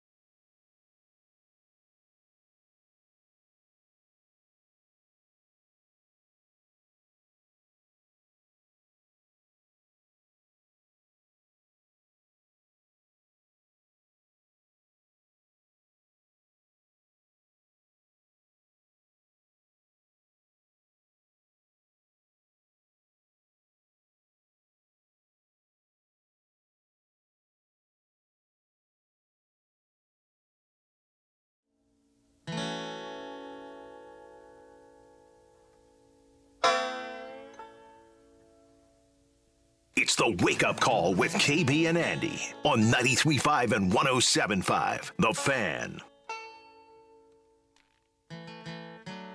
Marc Dykton pulling double duty here on this Friday morning. Hence the dueling banjos. Dueling pianos at Howl to Moon. They used to be a Thursday night staple back in the day for yours truly. I don't know if you've ever seen Deliverance. It's a pretty odd movie. Fun fact, Deliverance was the first date that Todd and Deborah Dykton went on. Look at that. So 9 months later, boom or no? Well, why she didn't run for the hills after that suggestion from Todd, I don't know. But if you've seen Deliverance, you could not pick probably a worse first date movie to go on. But yeah, they've been going strong ever since, so maybe that's the secret. I don't know. Well, without that, we would not be functioning here on this Friday morning. Andy Sweeney is out. Marc Dykton not only filling it as a co-host, but also doing his normal producing work for us. Mapping out the rest of the day. I know Jake is out. I think he's off to Vegas for the weekend, so James Boyd will be in there. I think John's feeling better. I texted him a little bit. I guess that was Wednesday afternoon. I was texting back and forth with him. He's got a remote coming up at Gigi's on the northeast side, so check that out. JMV will be back. Always good. He rarely misses time, so good to see him back. I don't know if I'm nitpicking too much, and I don't know if this falls into Rick Carlisle's comments Tuesday. Jeremiah Johnson brought it up with us Wednesday as well, Mark. But I'm watching the Pacers' first half unfold last night, and really I even thought about it in warm-ups. I thought, you know what? This could be a night that Jarris Walker gets to be that 9th or 10th spot. You were missing Aaron Nesmith. By the way, nothing on the right ankle shin area, at least nothing I could see last night for Aaron Nesmith. So I think good news there. He's not, booted up or anything like that. But he was out. Jalen Smith was dressing, but only for emergency situation there. So they wanted to continue to keep him out. Sounds like he should be good to go for Sunday when Luka and Kyrie are in the building with Dallas. So I thought, okay, there's a chance that Walker could get in the rotation. And then when they're up like 20 plus in the second quarter, I'm like, good. This will be a night that you get Jarris Walker 12 to 15 minutes. That never happened. He didn't get a single minute there. So, opportunities like this, Mark, they don't arise too often on an NBA night where you can play guys that are out of the rotation. And again, I bring that up because Walker, based off Rick Carlisle's comments to us on Tuesday, he played very well in his last G League stint. Felt like he earned some NBA-level attention from the coaching staff, and that was a disappointment for me last night that we didn't get to see Walker. It is odd that you would think that 20 points. Oh, hey, throw in some of the young guys, let them get some experience and everything like that. But then the Pacers just that third quarter was the Pistons. As good as the first half was. The third quarter was probably equally as ugly. I did get a bit nervous. I'm not going to lie. In the third quarter, where I was like, man, if they blow this, but it's the Pistons. Man. I know, but Cade Cunningham is pretty good, and I was just like, man, this lead was gargantuan. Now it's kind of in sniffing distance, and I got a little bit concerned. But yeah, no play for Jarris Walker. It's been kind of been the MO for his rookie season, which has kind of been he's there, but he's not, and then which is just a little bit of a bummer. I get it. It's not the end of the world by any means, but it's just a little bit of a bummer in what you have. I did think for the most part, everybody was pretty effective off the bench. Maybe McDermott would have been the one that wasn't truly effective, but McConnell was, of course, just outstanding per usual. Nice minutes from Isaiah Jackson. I thought Obi Toppin continues to give them a good run. And again, I know the Ben Shepherd stuff doesn't pop up all over the box score, but he's just a guy I trust. And to say that about a rookie doesn't happen very often. I just thought it was nice to see 6 players in double figures. That was nice. Nice distribution going on there. Yeah, it was very good balance. Yeah, very good. Cade Cunningham, when you watch him, Mark, I feel like he can lull you to sleep. Like, that was one of the quieter 30-point nights. Mm-hmm. He was a tough cover. 30 and 8 for Cade Cunningham. I'm like, gosh, is he going to get out of that hellhole ever? You would like to. I'm sure he would too. I know he's still young, but still 2 games away from getting 10 wins on the season for the Pistons. Rough. Again, Monty Williams, an ugly year for Detroit. So coming up Sunday, it'll be Luka and Kyrie in the building. Luka went off last night, not only with a technical, but with a scoring outburst as they beat the Suns. And then Monday, it'll be Toronto. Wednesday, the Pelicans. Just something to note on the Pelicans. They will be on a back-to-back on the back end of that coming up Wednesday. Now, remember, that game has moved to ESPN. So I don't know if you'll see any sort of resting the previous night or how they'll handle that situation. But that is the 4-game homestand there for the Pacers. You see this guy that sent the Purdue the halftime show at Purdue, the guy on like the beam that's like 60 feet in the air? Or it's a woman, I guess. Yeah. Yikes. I mean, what? No. Are you afraid of heights? I wouldn't say I'm afraid of them. Like, I mean, you could, yeah, you put me 1,000 feet in the air with like a bungee cord. I'm not going to be excited about it, but I don't think I'm too afraid of heights. I can handle like climbing and, hiking a trail up a mountain or something like that. Not too shabby. I don't have problems with air travel, but I would say if you put me on a beam 60 feet up and say, hey, no net, no harness, do your business, I'll be like, I'm going to do my business on my pants, I think. Shout out to Dave Griffiths here from Fox 59. He tweeted out these pictures from the halftime show. I'm more impressed by how much the Mackey faithful are staying in the seats during halftime. Yeah, considering what the first half effort was with 52 points, that could have been an early night to hit the bars and everything there. Yeah, again, Zach Edey outstanding last night. Cameron Heide, very important off the bench for Purdue. It'll be Michigan. That's a CBS game coming up on Saturday. So laying the land schedule-wise coming up this weekend, college basketball. You've got IU Penn State tomorrow at noon. Obviously, that was one of the worst performances of the season in the first matchup between these two teams in Bloomington. We know Penn State without their leading scorer. We know they also pulled off a big upset with that late flurry over Illinois on Wednesday night. Then you're going to have Butler, Seton Hall, 8:30 from New Jersey, a huge, cannot emphasize that enough, insert Donald Trump voice, huge, of how big that one is for the Bulldogs.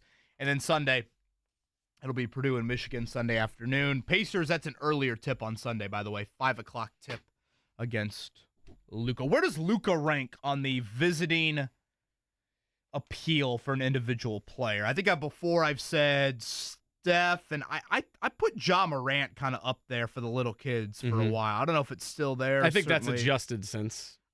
Steph, Ja, who else are you put? I would think Luka's pretty high. I mean, LeBron's still got to be up there. Sure. Yeah, Luka. Who gets more? Do you put Durant over Luka? You put Jokic over Luka? I was going to ask, is Jokic a big? I mean, I'm sure he is, but like outside fan, if the Nuggets come to town and the Mavericks come to town, who's getting more? I think there's more Luka jerseys. I would say so too. But again, I've been to a few Nuggets Pacers games here at Gamebridge, of course, and I mean there are definitely Jokic jerseys, but I don't know. I feel like Luka. Yeah, I would say Luka's probably winning that contest. What about I would say it's pretty strong on Wednesday night. I don't know. I feel Zion's been so banged up the last few years. I feel like the shine is kind of off of him too. Like he's still got his fans and everything like that, but I feel like as far as an attraction, the Pelicans are in town. Got to go see Zion. I don't think that registers as much as it used to.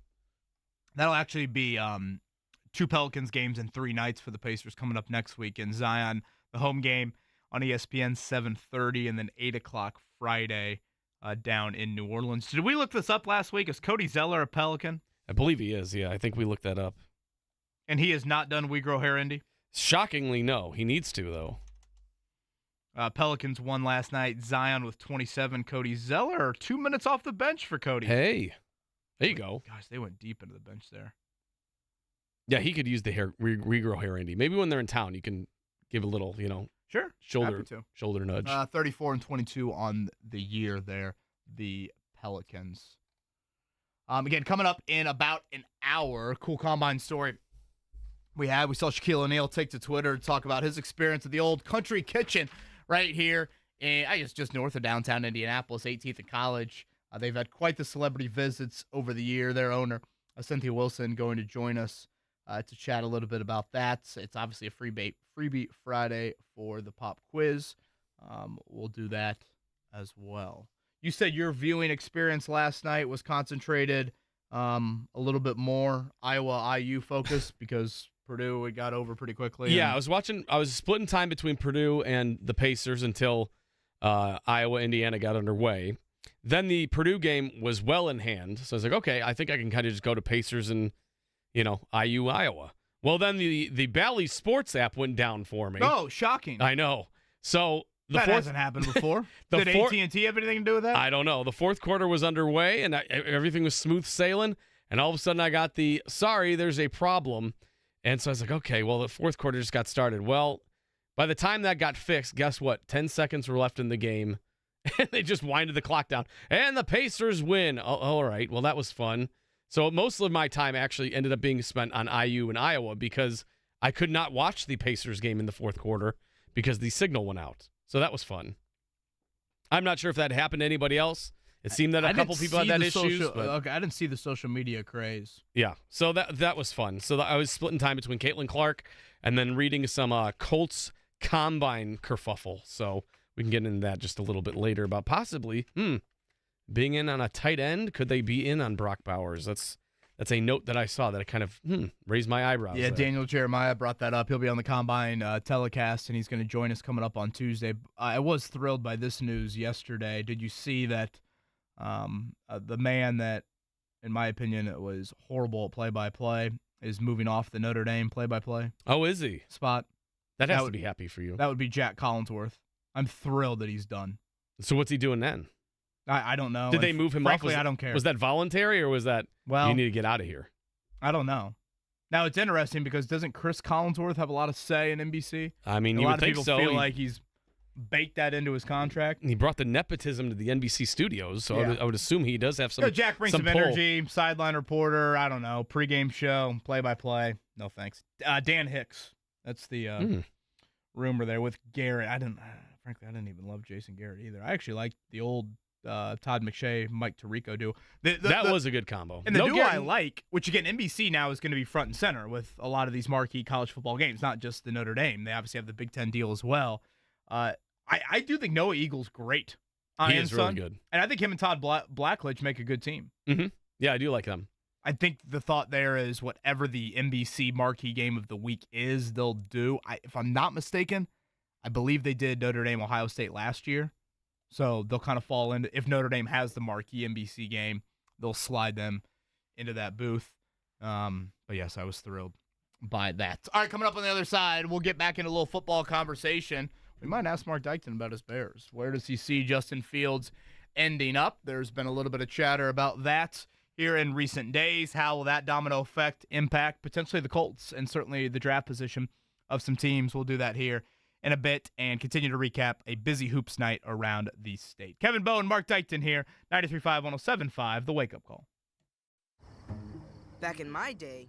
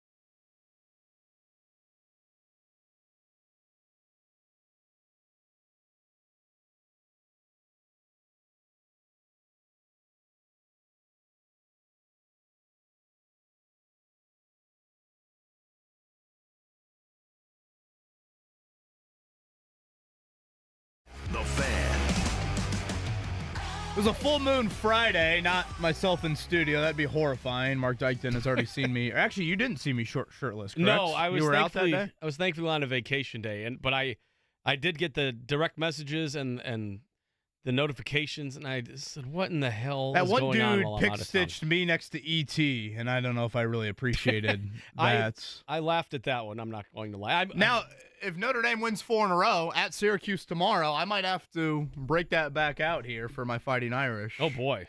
It's been Mark Dykton and I, Corbin, now in studio with us here. Andy Sweeney out under the weather, resting that voice. That voice is fading fast, so hopefully he'll be good to go coming up on Monday. Again, a lot of combine coverage for us next week. The bulk of today has been spent basketball-related. We'll get back into that here coming up at the 9 o'clock hour. Mark, as I think our listening audience knows, you are a diehard Chicago Bears fan, and Unfortunately. if I'm judging correctly, you are ready to be done with Justin Fields. Is that true? I've resigned to the fact that it's going to happen. I do like Justin Fields as a person. I like him a lot as a leader of the locker room. I do think he's got a bit of a, I think he's got a kind of a raw deal while in Chicago with, Matt Nagy's final year and, Matt Eberflus and all that stuff. I do feel like, unfortunately, it's not all been his fault or anything, but I also see that they have a rare opportunity to possibly get a generational talent in Caleb Williams. And they've already said they need a historical haul to move off of that number 1 spot. So I do believe that his time is coming to an end in Chicago, and he'll have a new landing spot. And I also think that will be one of the big moves coming out of the combine, because we're coming up on the 1-year anniversary of Ryan Poles at the combine. A week after that, they made the move from number 1 to number 9 for Carolina's pick, and they got the haul that they got from the Panthers. I think something similar could be coming in the pipeline for Justin Fields moving on as well, because I feel like they're going to want to make that move before free agency starts so they can kind of get a jump on the teams that have the opening spots at quarterback. They don't want to have positions get taken up and then all of a sudden their field for Justin Fields' destinations could be getting limited. So I could see them making a move before free agency opens. Picks 1 and 9 for the Bears coming up here in this year's draft. I was reminded of something this week. I've started to get a little bit more into draft-centric stuff. We mentioned we'll have Daniel Jeremiah, we'll have Dane Brugler, we'll have some of the big draft gurus, if you will, join us next week down at the Combine. And the early consensus on this draft class is we're about, 2 months away from it getting underway. It's a pretty weak defensive draft at the top. In particular, there's not a lot of elite edge rushers. And I bring that up to say, you look back on last year's draft, and it's so quarterback-centric with the Bryce Young, C.J. Stroud, Anthony Richardson, and 3 of the first 4 picks. It makes what Houston did with Will Anderson particularly interesting in that, Will Anderson cracked the top 4, obviously, last year in that draft. He would overwhelmingly be the best edge rusher in this year's class. I'm curious if Houston, how much foresight they had to look ahead to what this year's draft class could look like at that position, a premium position, and realize, hey, it's worth it making that move. Now, they still get Cleveland's first-round pick, so they're, that Deshaun Watson trade, they're still reaping some of the benefits of that. So they'll have a first-round pick. I believe it's number 23 there, late in round 1. But that is something that I think is just interesting to note of, obviously C.J. Stroud, that one speaks for themselves and what Houston was able to do. But then when they came screaming up, trading with Arizona and took Will Anderson Jr., obviously Colts fans are happy because it meant that you'd have 2 quarterback choices on the board at 4 and you wouldn't have one forced upon you. But that is a trade you could look back on and think, man, it was a big haul to move from whatever they were, 11 or 12 all the way up to 3. But that, he had a really nice rookie season and obviously a cornerstone player for them at a critical position that I don't think is as deep talent pool-wise on an annual basis as maybe wideout or corner moving forward. Yeah, you're starting to hear that, wideout, they're loaded, but there are some positions that we've been seeing. Obviously, we do talk to Daniel Jeremiah and Dane Brugler next week. We can kind of get their thoughts on, is there anyone that can move up and all of a sudden crack, this guy is a little higher than we thought was going to be. Now, Jeremiah said yesterday, George Kittle, Dallas Clark, that would be the comp he would use for Brock Bowers. Is that correct? Yep. He said he's a top 10 player in the draft, would not rule out that he somehow winds up in Indy. He reminds me of George Kittle in a Dallas Clark body, similar in how you'd use Clark. If Kittle Clark had a baby, it'd be Brock Bowers. Oh, wow. Well, I guess 2 Iowa guys. I mean, I don't know. Yeah. Maybe, I don't know if 2 Iowa men have ever tried that before. Maybe. I don't know if that's the show to go. This is the show. You for didn't have that on the bingo card on this Friday morning?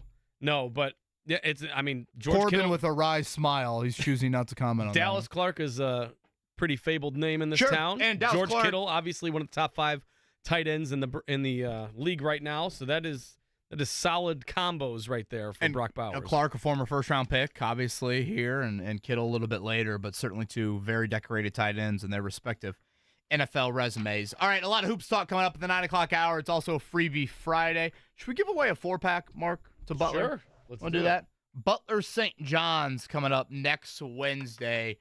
Give me the team. How about this? Give me the coach Butler will face tomorrow night.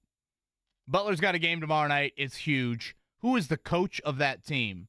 317-239-1070. Corbin will take caller number 6 and the answer for that. 4-pack of tickets to Butler next Wednesday night against St. John's. We'll do that on the other side.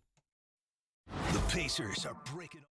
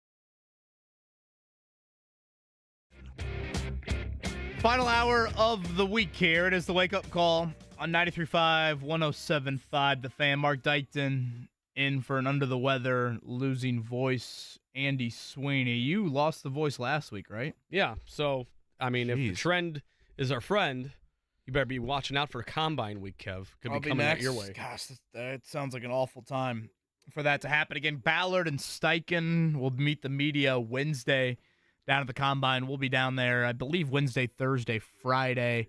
Chris Ballard's scheduled to join us on the show, I think, late Thursday, right around 9:30 or so on Thursday. We'll probably re-rack that coming up on Friday morning. So, busy week next week. One of my favorite weeks of the year for the Combine. Shout out to Robert. He gave us the Shaheen Holloway. Certainly Purdue fans will remember that name. That is the head coach of Seton Hall.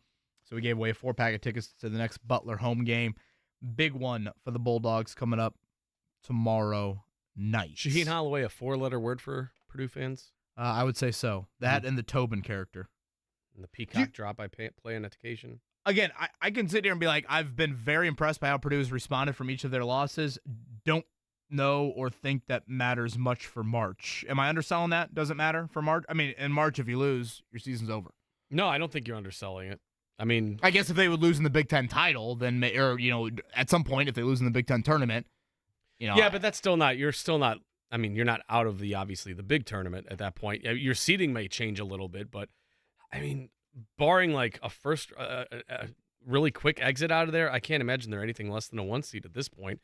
So, oh yeah, they're borderline a lot. I'm not too overly concerned with, unless they completely, the bottom falls out in this last couple weeks of the season. I can't imagine that their seeding is going to change at all, which means my expectations for them heading into the tournament won't change.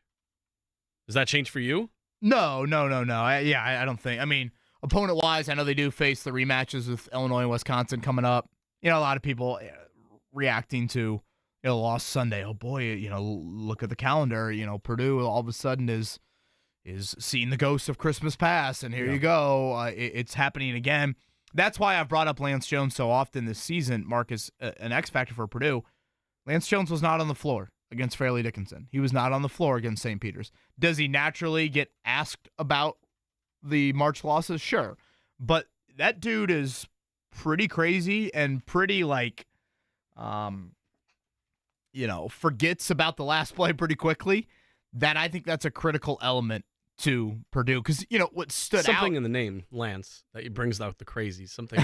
Exactly. Might be it. Exactly. He's been very good, Lance, to be fair, more often than not for Purdue this season. But, when you think back to last year and losing Fairleigh Dickinson, not only was it just the missing of the open looks, to me what was most shocking was just the hesitancy and the overall, averse reaction to diving on the floor and just, traits that you think of with Purdue. So, nonetheless, to me, you have to be impressed by how they've responded again from these 3 losses. Last night, they beat Rutgers by 28.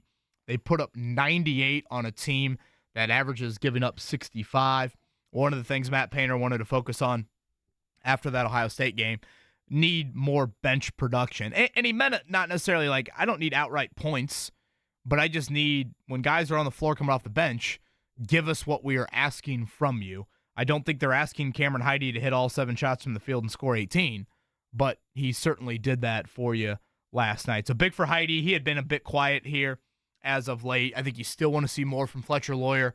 He was probably the one guy last night that was uber quiet when you have a 98-point night. But I'd say even Mason Gillis's effort, it wasn't like it was nothing that's going to jump out at the stat sheet, but 9 points and 6 rebounds. He's got to be happy with that bench production. Oh, certainly. Yeah. And I almost felt like when he mentioned that comment Sunday after the Ohio State game, I almost put Gillis to the side. Like, he just does. He does a lot of the little stuff. And, we've asked this with Rob Blackman before. I do think if there is kind of that 6th pseudo starter, it is Gillis. At times, with Trey Kaufman-Renn, you do have more of a clogging up of the paint. With Gillis, you stretch the floor a little bit more. So it will not shock me at all. And hell, there's been many games this season where, if Purdue's ending a game per se, it's Gillis on the floor over Trey Kaufman-Renn. So again, in Ann Arbor on Sunday, that is a 2:00 tip. They couldn't flex that one. I guess not. That's CBS. Yeah. I guess you get Purdue, but Michigan seems like a flexible opponent. Do any of the Final Four opponents for Purdue give you pause as far as there might be a loss there? Because even Illinois... It's at Illinois, correct?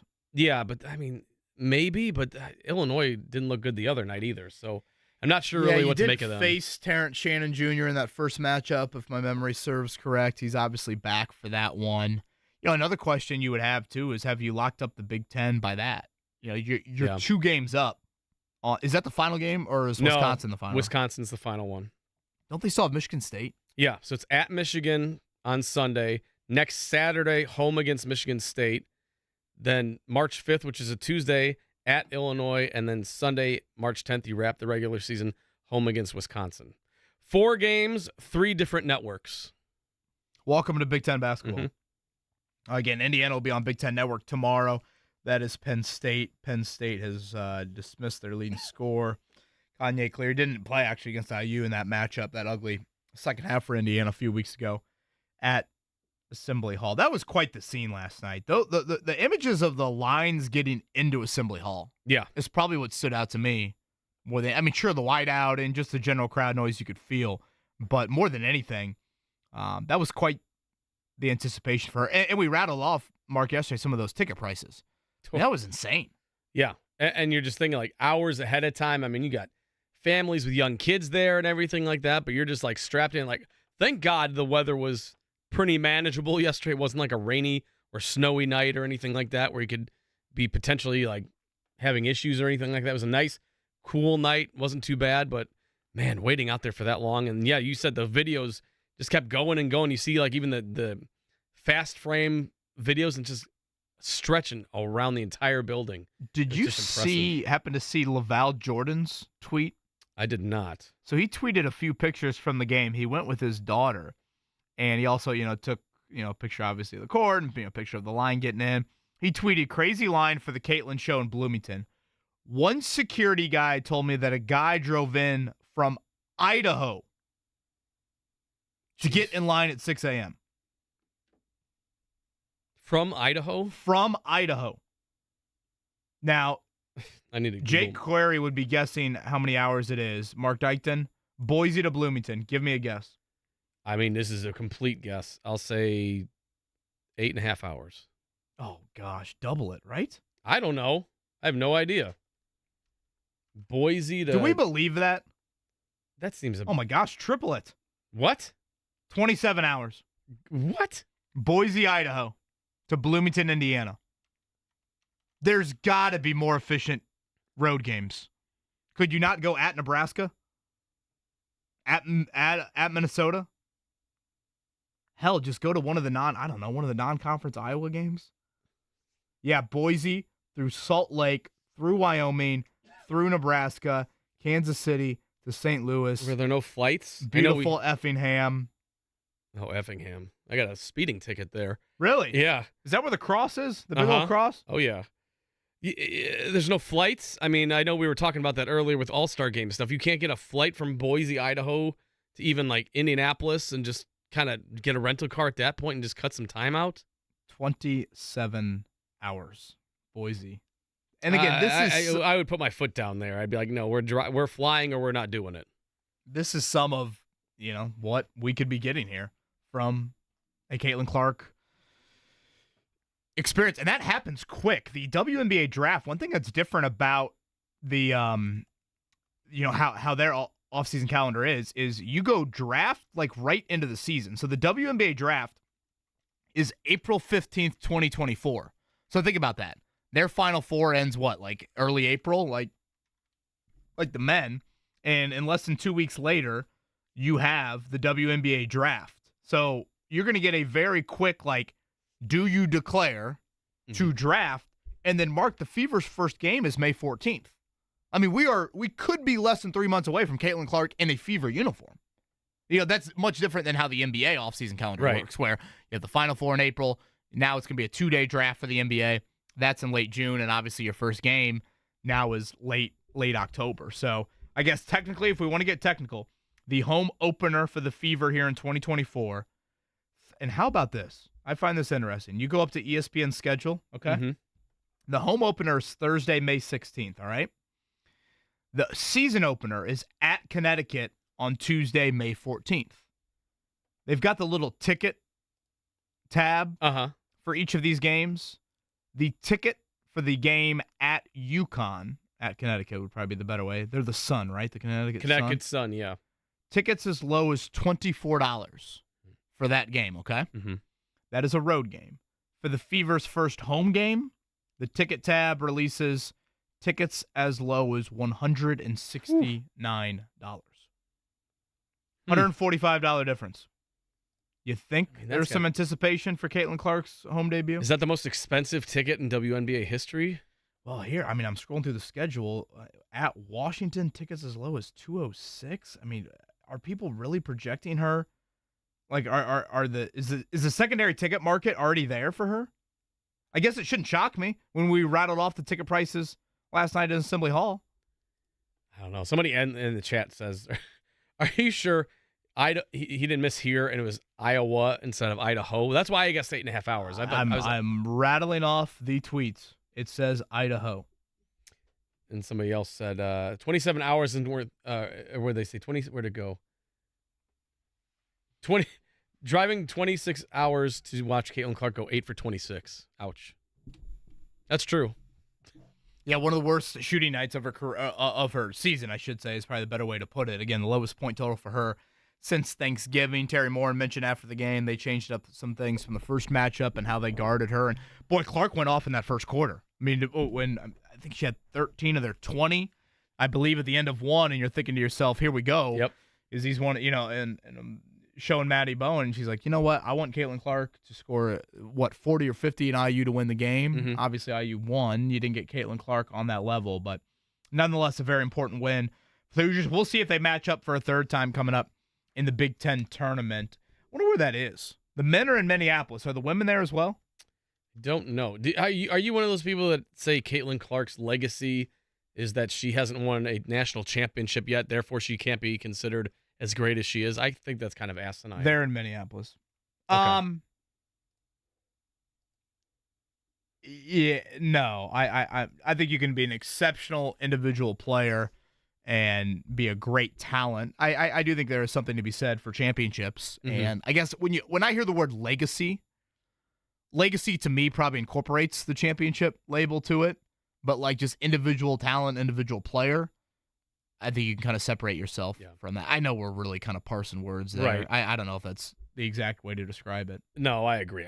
You can make it two different arguments. You can say, well, she's as great as she is, but it's a team game in the long run, so she's not fully responsible for their, championship success or non-success. So, we'll see what they do in the tournament this year. I have to imagine they're going to be one of the favorites, and definitely we'll be curious to see what the ratings are for those games for the NCAA women's tournaments when they're playing. Now, your oldest daughter is not yet 7, correct? She will be 7 on March 19th. Okay. Any Caitlin Clark intrigue, any of that yet? Not yet, but I did have the game on, and she kept looking over and everything like that. But if I say the words Caitlin Clark, she doesn't really understand. She's in the mode at this point where she knows mascots of teams. Like we're walking around the NBA crossover. She wants to see Freddie Fever. And she's like, where's Boomer? Where's Rowdy? And they're around here somewhere. Like Rowdy was baseball, but he's still around. And the Spurs mascot gave her a tap on the head. She liked that.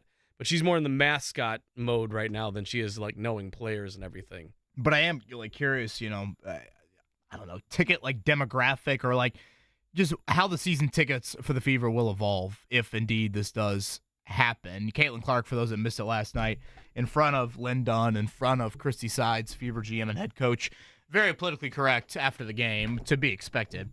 And when asked about playing in the state of Indiana, obviously asked about the Fever. Even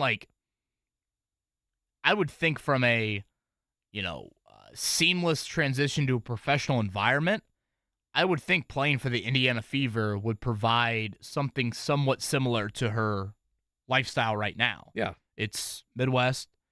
A lot of people could still be in drivable distance from Iowa City. We've talked about her boyfriend works for the Pacers, Fran McCaffrey's son, Connor. But more than that, I just think you would Aaliyah Boston is already, certainly going to handle a whole lot of front court, heavy attention on that end. I don't know. Maybe I'm biased and maybe I'm missing some obvious stuff, but more so than some other markets in the WNBA or even just team situations, I think this is a pretty good thing to walk into. I would think so because, her endorsements, you have to imagine, unless they're local in Iowa, they're not going to be affected nationally. Like if she has a sponsorship with Gatorade, I can't imagine that's going to go out the window if she goes to the WNBA and to the Fever and everything. So all those endorsements that she has should carry over to her WNBA career in Indiana or wherever it would be.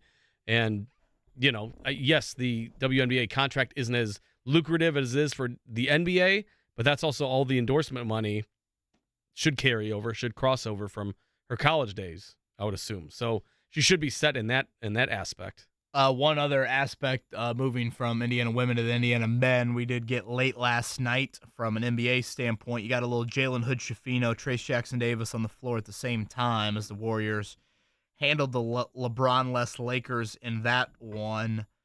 Trace Jackson-Davis, 17 points in 14 minutes for him last night as he got a good amount of clock there. I think there's been some chatter in Golden State of when he would play over Kevin Looney and become kind of that first big, one of their first bigs off the bench there. Jalen Hood-Schifino had 4 points in 5 minutes for the Lakers. All right, it is going to be a Freebie Friday coming up here in a few. That would be a Jiffy Lube oil change coming your way, 317-239-1070. Again, to close things out today, Cynthia Wilson, the owner of Country Kitchen here, a staple soul food-wise, 18th and College. They have also been a big-time attraction from a celebrity standpoint. Shaquille O'Neal took to Twitter last week to make sure he gave a shout-out, an in-person shout-out there. She's got some fun celebrity stories, and I know with Combine Week here, it's a popular place, so she'll join the show coming up here in a bit. Before all of that, let's do a morning check down. The Morning Checkdown, brought to you by the Barbasol Horizon League Basketball Championships. March starts here at the Indiana Farmers Coliseum, March 11th and 12th. All right, last night inside of Gainbridge Fieldhouse, it was certainly one of the better halves of the year for the Pacers. Nothing sluggish out of the All-Star break for them. Not a great third quarter by any means, but they were able to keep that double-digit lead and hold on. 129-115, T.J. McConnell, outstanding. One thing you don't often see, but it was there in the first quarter into the second. The starters set a great tone, but then the bench took it to another level. McConnell, 16 points, 6 boards, 5 assists, a patented McConnell steal. How about 2 3-pointers for T.J. McConnell? That's pretty nice to see. Don't see that very often from him. Halliburton, 25 and 13. Great start. 2 impressive dunks. I was a little nervous when I saw him with a little ice wrap on the right arm, right wrist after the game. But again, the Pacers get it done out of the break, 129-115.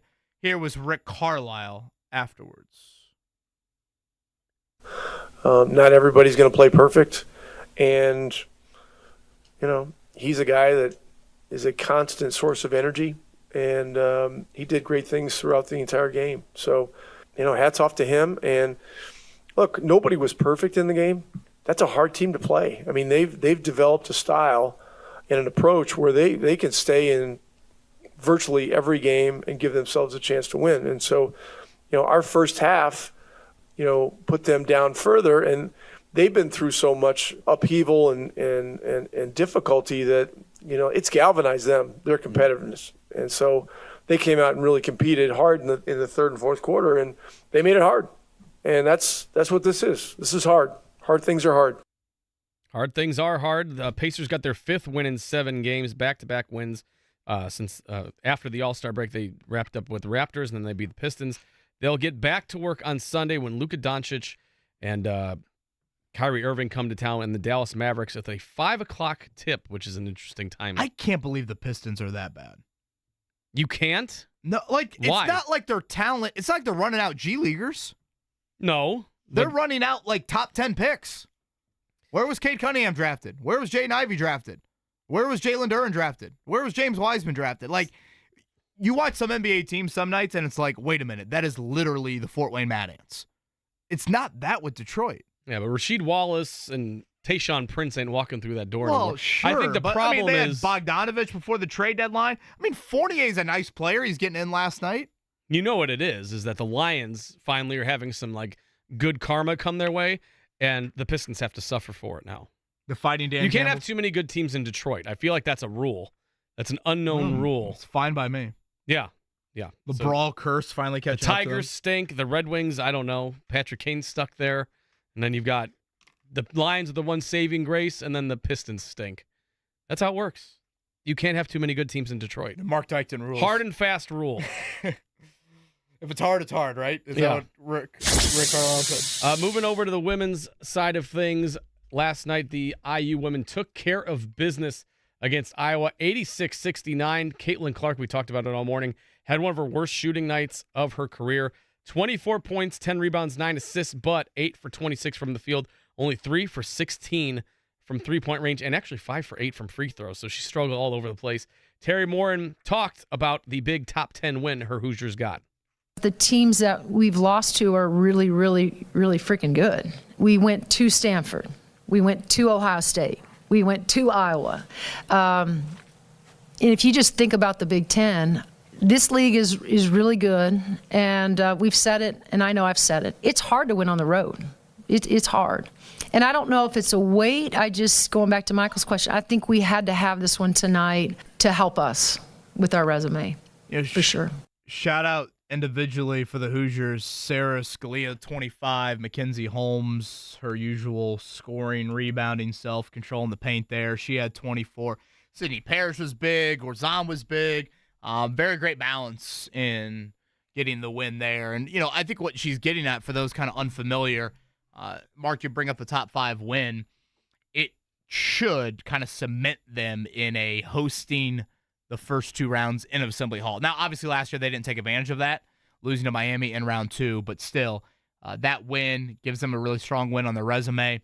And I think as long as they hold serve the rest of the way, don't do anything too crazy from a negative standpoint in the Big Ten tournament, they should be playing host to the first 2 rounds there. So if you're talking IU women, you're talking Purdue men, you're going to get them very close to their homes. IU women, probably right there in Assembly Hall for the first 2 rounds. For the Purdue men, in all likelihood, it'll be Gainbridge Fieldhouse, and then to Detroit for their tournament run. And if you're a Purdue faithful, you hope it ends in Phoenix for the Final Four. You hope so. You hope so. You don't want a first-round exit again. Speaking of the Boilers last night, quite the response, quite the offensive output. Put up 98 on the best Big Ten defensive team. Rutgers gives up 65 a game, 52 in the first half from the Boilers. Here was Matt Painter. Obviously this is one of the best defensive teams in the country, and to put 96 points up against them is something that we haven't done. We might have done it a long time ago against him, but since he's gotten that program established, we haven't been able to really open up and score against them, and they've made it really difficult on us. So this was a big night for us. This is a big win for us. Very impressive to put up that number again against that defense. Certainly Indiana and Purdue fans know all too well what Rutgers can do from a suffocating standpoint on that end of the floor. Again, Zach Edey, 7 of 8 from the field, made all 11 of his foul shots there. Pretty special night for the big man. Cameron Heide, important off the bench. That is something Matt Painter's talked about, more bench production. The wing gave that to them. Heide down. That's a single shot, 4 of 4 from 3, 18 points for the young wing. Yep. Purdue gets back on the road. They visit at Ann Arbor in Michigan. 2 o'clock on Sunday. Elsewhere, Indiana tries to climb out of their 3-game losing streak. They're at Penn State. That's a noon tip.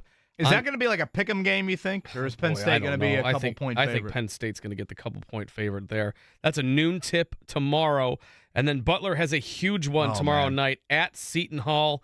Shaheen Holloway and company, 8:30 tip there. That is a big one for the Bulldogs. So, again, to update you on where things stand Butler-wise, certainly you can look at a number of brackets right now. We'll go with ESPN because the name, I think, is the most obvious to our listening audience.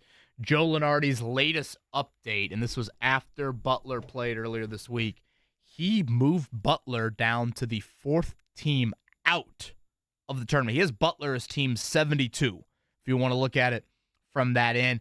He's got Seton Hall as team 65 in Dayton in one of the play-in spots. So just look at it right there. You've got a team in the play-in. You've got a team just on the outside of the bubble. Obviously, it's a monumental game. So Butler's had this stretch of, I think it's 8 straight quad 1, maybe one of them quad 2 games. They've won 3 of them. I think at the start of it, Mark, we mentioned 3-4. You got to get 3-4. You've gotten 3 of them. It looks like in all likelihood they're going to need another because, again, the rest of the way, DePaul, St. John's, Xavier, those don't offer great resume opportunities. You don't get this Saturday night, you're going to have to go to Madison Square Garden, a place Butler has not had a lot of tournament success, and try to get multiple games Rick done. Pitino didn't do you any favors with the St. John's slander he had at his team earlier this week. That didn't help you anywhere. No, they responded by beating Georgetown. So will the Louisville, it's probably an Andy question, are the Louisville cronies going to be in the building Wednesday at Hinkle for Butler St. John's? You'd have to imagine so. Ricky P's boys? Will he be one of them? I don't know. We'll see how his voice is. Maybe he'll be out there. He's talked about going to that game, hasn't he? I think so. We'll see. Hanging out with Ricky P's boys there. Wednesday will be a busy one for us. And Chris Bauer, Shane Steichen chatting with the media at the Combine one-on-one, though. Chris Bauer going to join us Thursday morning here as we get into Combine week next week. No franchise tag talk yet either around the league. Haven't Correct. seen anybody yet. Nobody tagged. What are we, 3 days into it? And again, deadline spur action. It's a 14-day window. If I remember correctly, I want to say over the last handful of years in the NFL, there's only been like 2 or 3 February tags for these guys. So not too surprising. And again, a part of Combine week is all about speaking with agents and settling some of your contract issues that you might have for teams and those respective agents with their clients. So that'll be a big part of next week, and then you'll start to see some actions play out following that. All right, on the other side, it is time for a pop quiz. 317-239-1070. Scotty's entered the building. Scotty, what would you say the difficulty is on this one? A 6 out of 10. I'm looking at the answers. Outside of the final one, all of the answers are in English, easy to pronounce, are not Sandy Koufax's grandnephew's They're in this stepson. century, yeah. Yeah, it looks doable. Yeah, I'd say it's not too bad for Friday. At times, I think the answer to number 2 plays in slow motion. But then I'm like, damn. We mentioned him today. I'm like, wow, he had a pretty good night there. Pop quiz is next, 317-239-1070. Tavern Tour 24, brought to you by Evan Williams, continues today.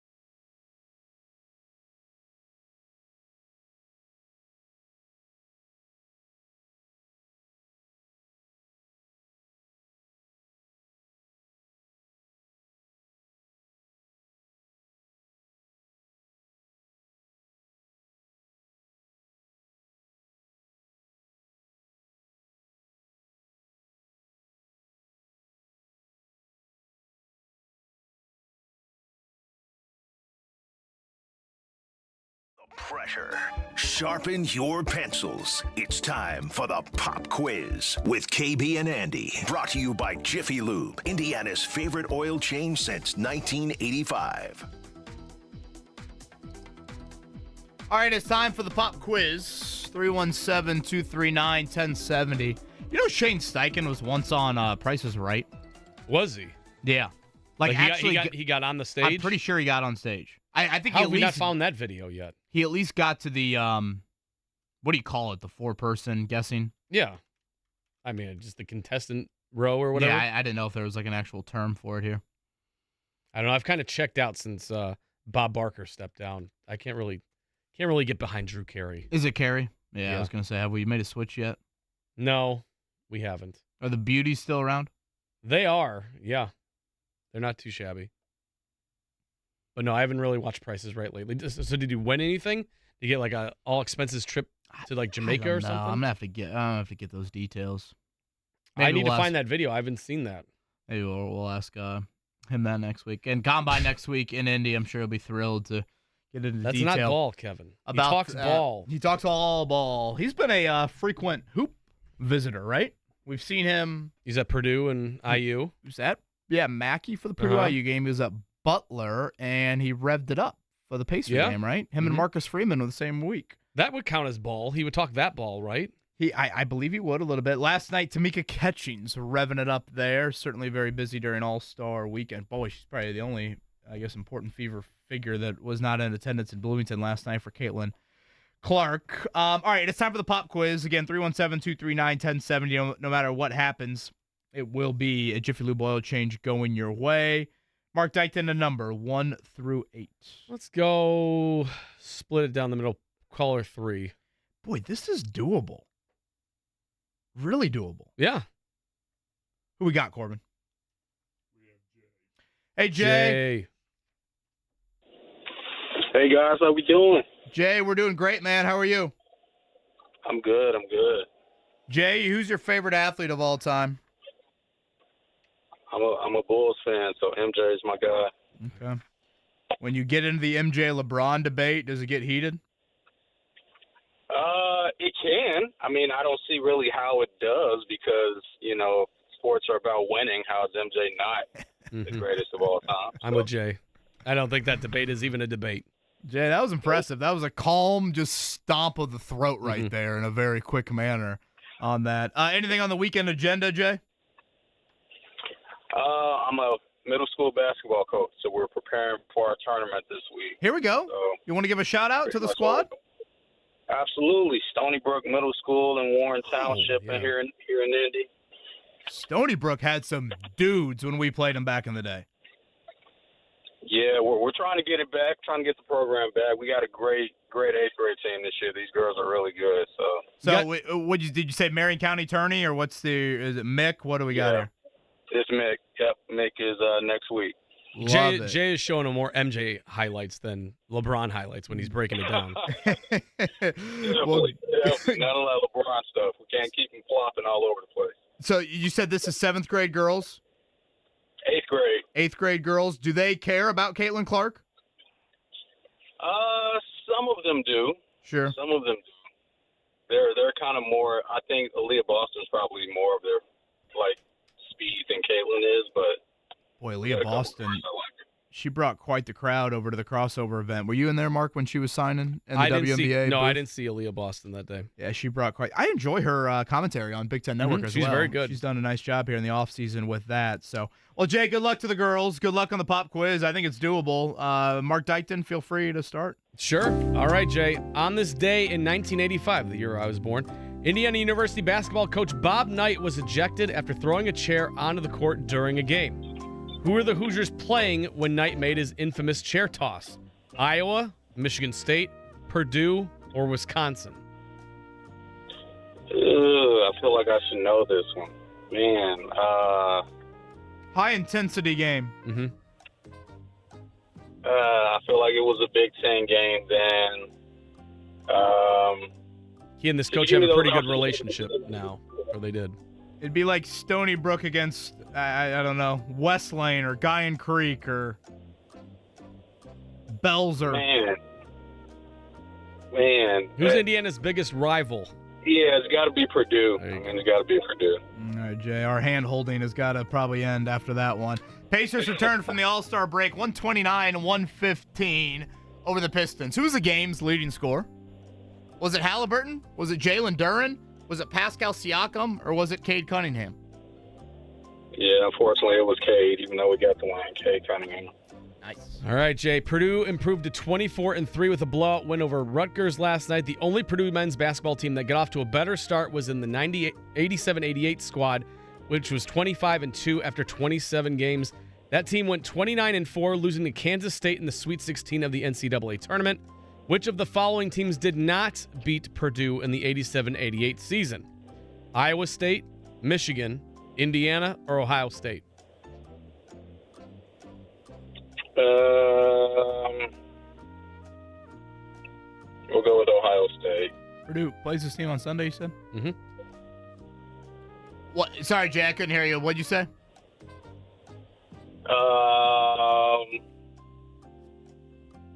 Can I get those options one more time real quick? Iowa State, Michigan, Indiana, or Ohio State? Let's go with Michigan. Stony Brook gets a big lead. I hope they stall as well as Jay just did there and try to milk the clock. Number 4 here. Speaking of the girls' basketball scene, the 49th IHSA Girls Basketball State Finals take place tomorrow at Gainbridge Fieldhouse. Where were the first girls' basketball state finals held in 1976?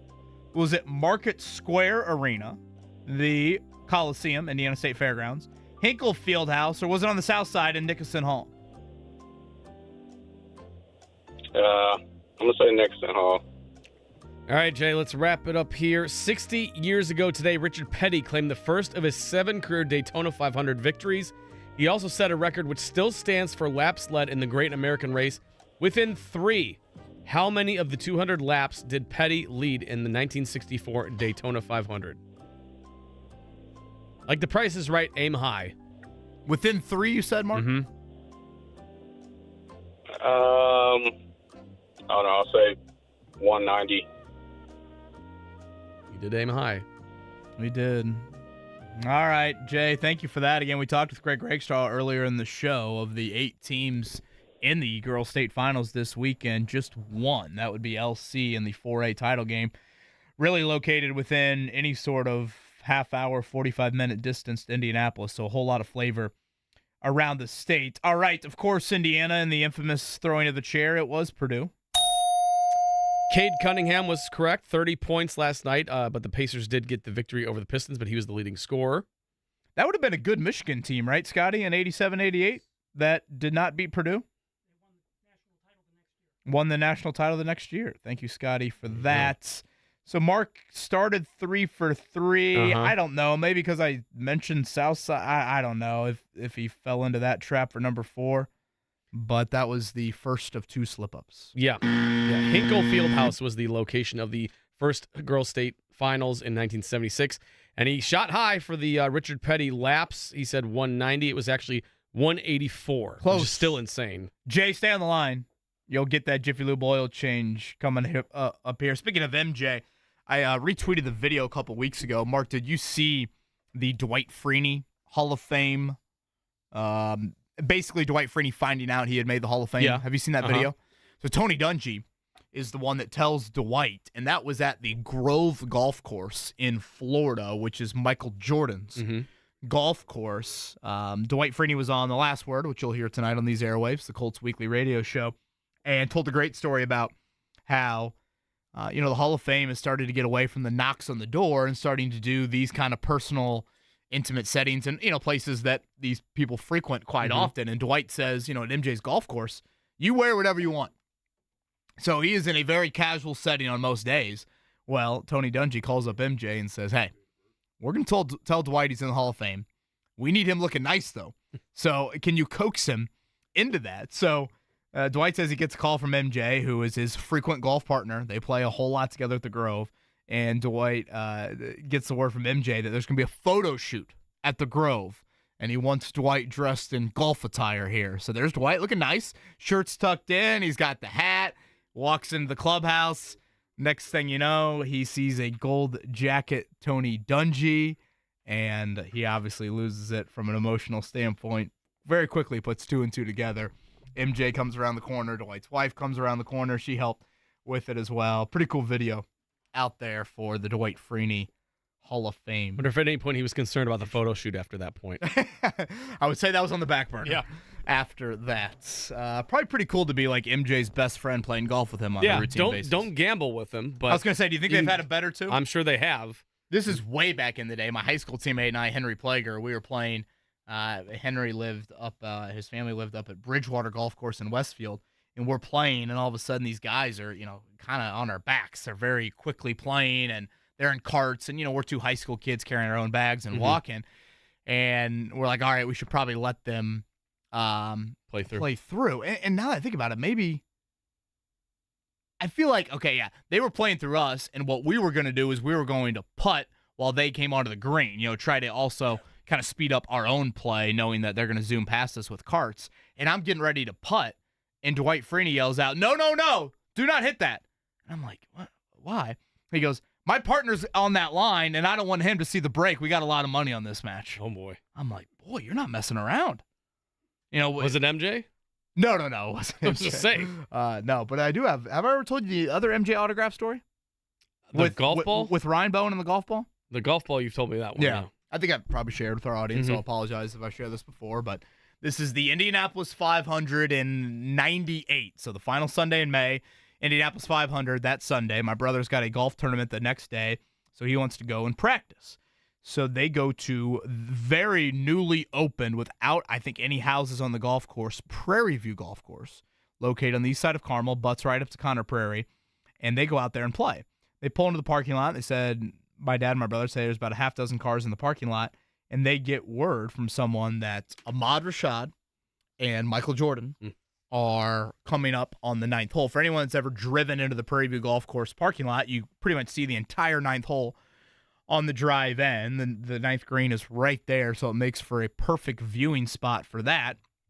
Sure enough, they get out of their car, and here comes Michael Jordan walking up the 9th hole. Now, this is in between, and Scotty, refresh my memory, Bulls had home court in the 98 finals, right, over the Pacers? So this would have probably been between game 3 and 4, I guess. You would have had 2 games in Indy.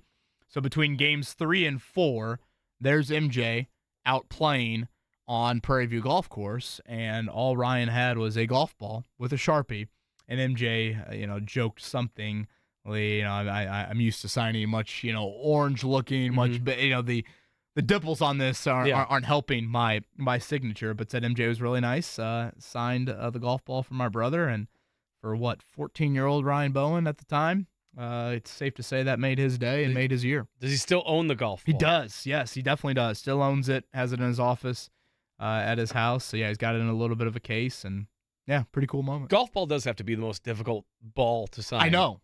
Yeah, I think you see a lot of flags, in golf tournaments. If you get the flag for the event and you kind of sign that. So, yeah, pretty cool story for Ryan Bowen. All right, speaking of famous people, really famous people, Country Kitchen has been a popular spot for that. Shaquille O'Neal descended upon it during All-Star Weekend. The owner, Cynthia Wilson's got some great stories about that spot. She'll join us to round out the week. ESPN Bet is now live in Indiana as the official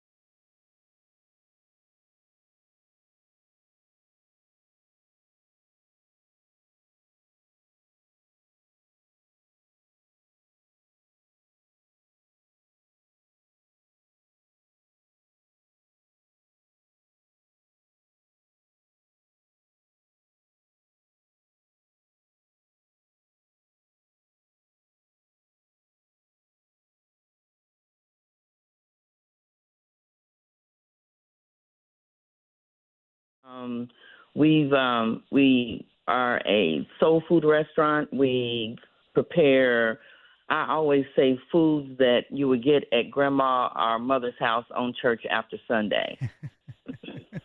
I love that description right there. That already has me foaming at the mouth on this Friday morning. Okay, from a celebrity standpoint, I guess let's just start with maybe the biggest human being that's ever walked into your place.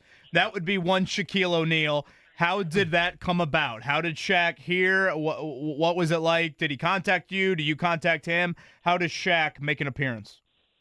Well, I tell you, one of our biggest supporters is Mike Epps. He's a family friend. He lives in the neighborhood, and of course, he has far-reaching influence on people. So, by him being heavily involved in the All-Star Week this year, he was in direct contact with many of the athletes. And so, from what I understand, Shaq got in contact with Mike, and they called and said, "Hey, Shaq was coming." What did Shaq order, Cynthia? I was going to say, did you have to have 19 cooks all of a sudden come in? You know what?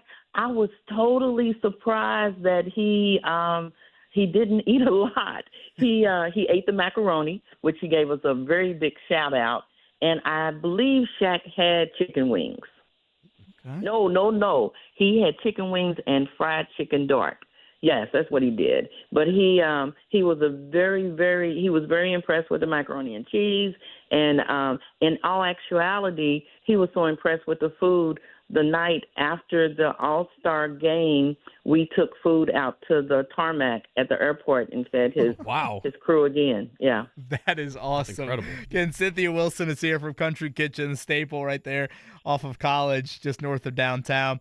Certainly a spot a lot of celebrities have frequented over the years. Again, Cynthia, for our audience that might not be familiar, other celebrity sightings over the years have included whom? President Obama has been there. Jimmy Fallon has been there. Oh my gosh, so many people. Shannon Sharp's a regular. He was on a speaker's tour this week. He actually called last night and got carry out, and he dined in the night before. So we're so blessed and fortunate to have a good reputation with a lot of the politicians, celebrities, and actually the local folk, too. We do appreciate them. Now, President Obama, what year was that? Was he in office? I guess it doesn't really matter if he was in office or not, but was he in office? He was not in office. He was campaigning in Indianapolis, and I got a call that said, hey, a major player's coming today, and you guys need to be on point. So didn't really know who it was, and when he showed up, it was pandemonium then also. If that was his stop when he was at the fairgrounds, I was covering that for my college radio station. Oh, so he really? might have gone to Country Kitchen right after that. This is a dumb question. When they're campaigning, is there Secret Service? I mean, maybe not Secret Service, but I mean, the security team has got to be huge, right? Oh, yeah. Uh-huh. Secret Service hit us like gangbusters. They brought dogs in. They were in the kitchen. They were in the bathrooms. All the streets, I think 2 blocks around, were cut off. No one could get in if you wasn't in the restaurant. My employees had to let the Secret Service know who they were as they were coming to the building. But other than that, no one could get in. Cynthia Wilson, the owner of Country Kitchen. Real quick, Cynthia, what's your favorite personal dish on the menu? Oh, we prepare all of our vegetables fresh. So my favorite would probably be the collard greens because they're picked every day, cooked, and they're not from a can. They're fresh. Give me that Shaq order one more time, Cynthia. If I'm, when I'm stopping in next, I got to get the Shaq order. Give that to me one more time. The Shaq order was macaroni and cheese, chicken wings, and fried chicken dark. Say no more right there. That is outstanding. We'll end with this, Cynthia, and I love the story. I assume Combine Week is popular, NFL world. I know Peter King's been a frequent visitor. I assume you're expecting a decent crowd here coming up during Combine Week? Yes, this will be Combine Week has been good to us in the past. This will be the first Combine that we've been open to dine in since the fire.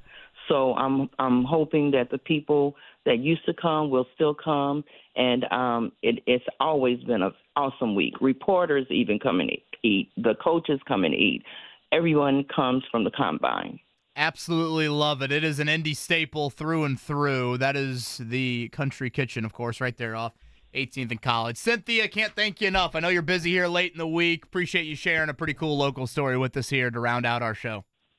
And we appreciate you as well. Thank you so much, and have a good day. You do the same. Cynthia Wilson, showing up to the tarmac. Yeah, that's awesome. With the old Country Kitchen action. I can't even imagine the scene for Barack Obama and obviously security around that place back in the day. Marc Dykton, thank you, sir. Well, thank you.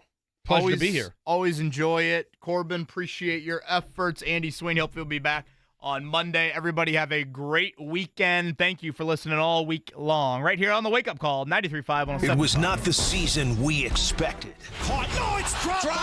There were highs. It's a touchdown for the Colts. There were lows. Anthony Richardson is down on the field. He's pointing to his right shoulder. And it's not too soon to start dreaming about next year. NFL Combine, free agency, draft day, rookie minicamp, OTAs. And we get ready to do it again at Grand Park this summer. The Colts season never ends. On 93.5 and 107.5. The Fan.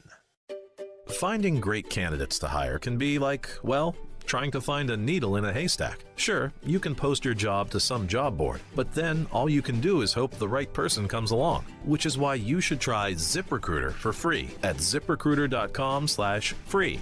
ZipRecruiter doesn't depend on candidates finding you. Its powerful technology identifies people with the right experience and actively invites them to apply to your job. You get qualified candidates fast. So while other companies might deliver a lot of hay, ZipRecruiter finds you what you're looking for.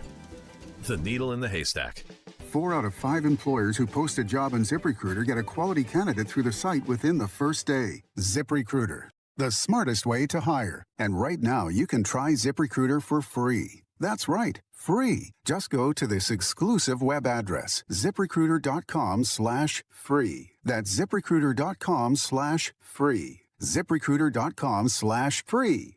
Where are my basketball fans at? Present. Welcome to Fandom 101. The madness is upon us. When the biggest ballers in the land take the court, we need you loud, proud, and live cheering them on.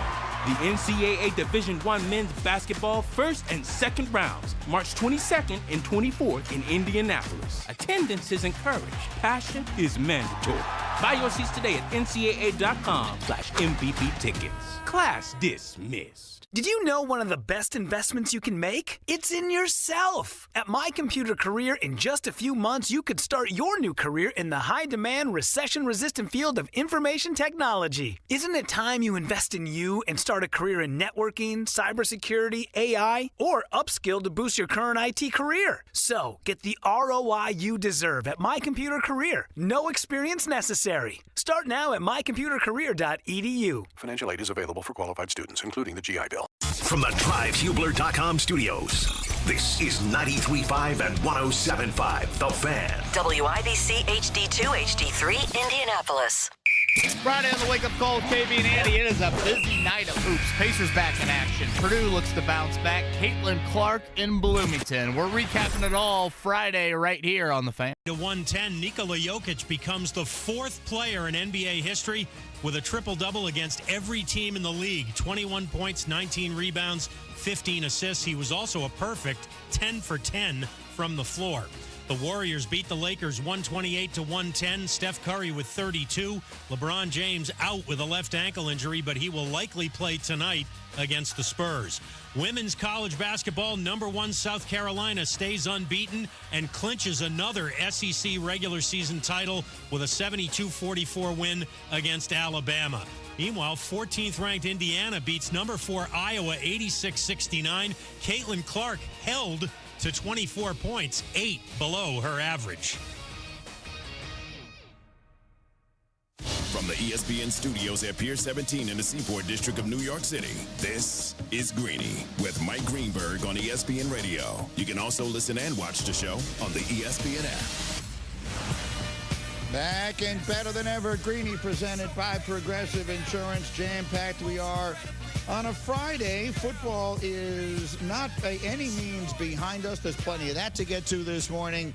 We got the Graziano and Tannenbaum are good enough to stick around, so the law firm of Greenberg and Tannenbaum remains wide open for business. Let's do this thing.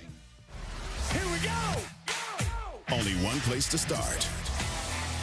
Our one place to start wasn't on my screen, so that's a good job by someone picking it up and me doing a Hall of Fame job of vamping while we figured that out. All right, Graziano's here, Tannenbaum is here, Combine is next week, and that's when we get down to business, right? That is when everything tends to happen, including some of the big wheeling and dealing. And you guys were telling me this morning, and Graz, I'll start with you, that the names that everyone will have on the front of the tips of their respective tongues will be Justin Fields and Kirk Cousins. Yeah, absolutely. And I think the Vikings are trying to figure out now, before they get there, what's going to happen with Cousins. Can they get him re-signed? What would that deal look like? And if they feel like they can't, I think they become a very interesting team, because I think they'd be a candidate to move up into that top 3 and draft a quarterback. I know, the GM and the head coach got there a couple of years ago. They kind of inherited Cousins. He's played well for them, and I do think at some level they'd like to have him back. But they also are cognizant of the idea that at some point they're going to need to find the long-term solution there. And if they can't get a deal done with Cousins, I think they become one of the players for those top 3 picks. How do you view that? If you're a team that is thinking big thoughts, like Pittsburgh right now, Mike, and Kirk Cousins is an option and Justin Fields is an option, which way are you going? Well, if I'm Mike Tomlin, I'm looking at the longer-term sort of view of things. And as you said multiple times on the air, Greeny, Justin Fields is younger than Kenny Pickett. And you could get him for 2 years, roughly $28 million. And I go back and I look at Arthur Smith with Ryan Tannehill. And for those 2 years in Tennessee, Ryan Tannehill was outstanding. And I think when you look at Justin Fields next to Ryan Tannehill, they're very similar guys. Big, strong, athletic guys. And I think with all those weapons that Pittsburgh has, I think that's a really interesting option if I'm Mike Tomlin.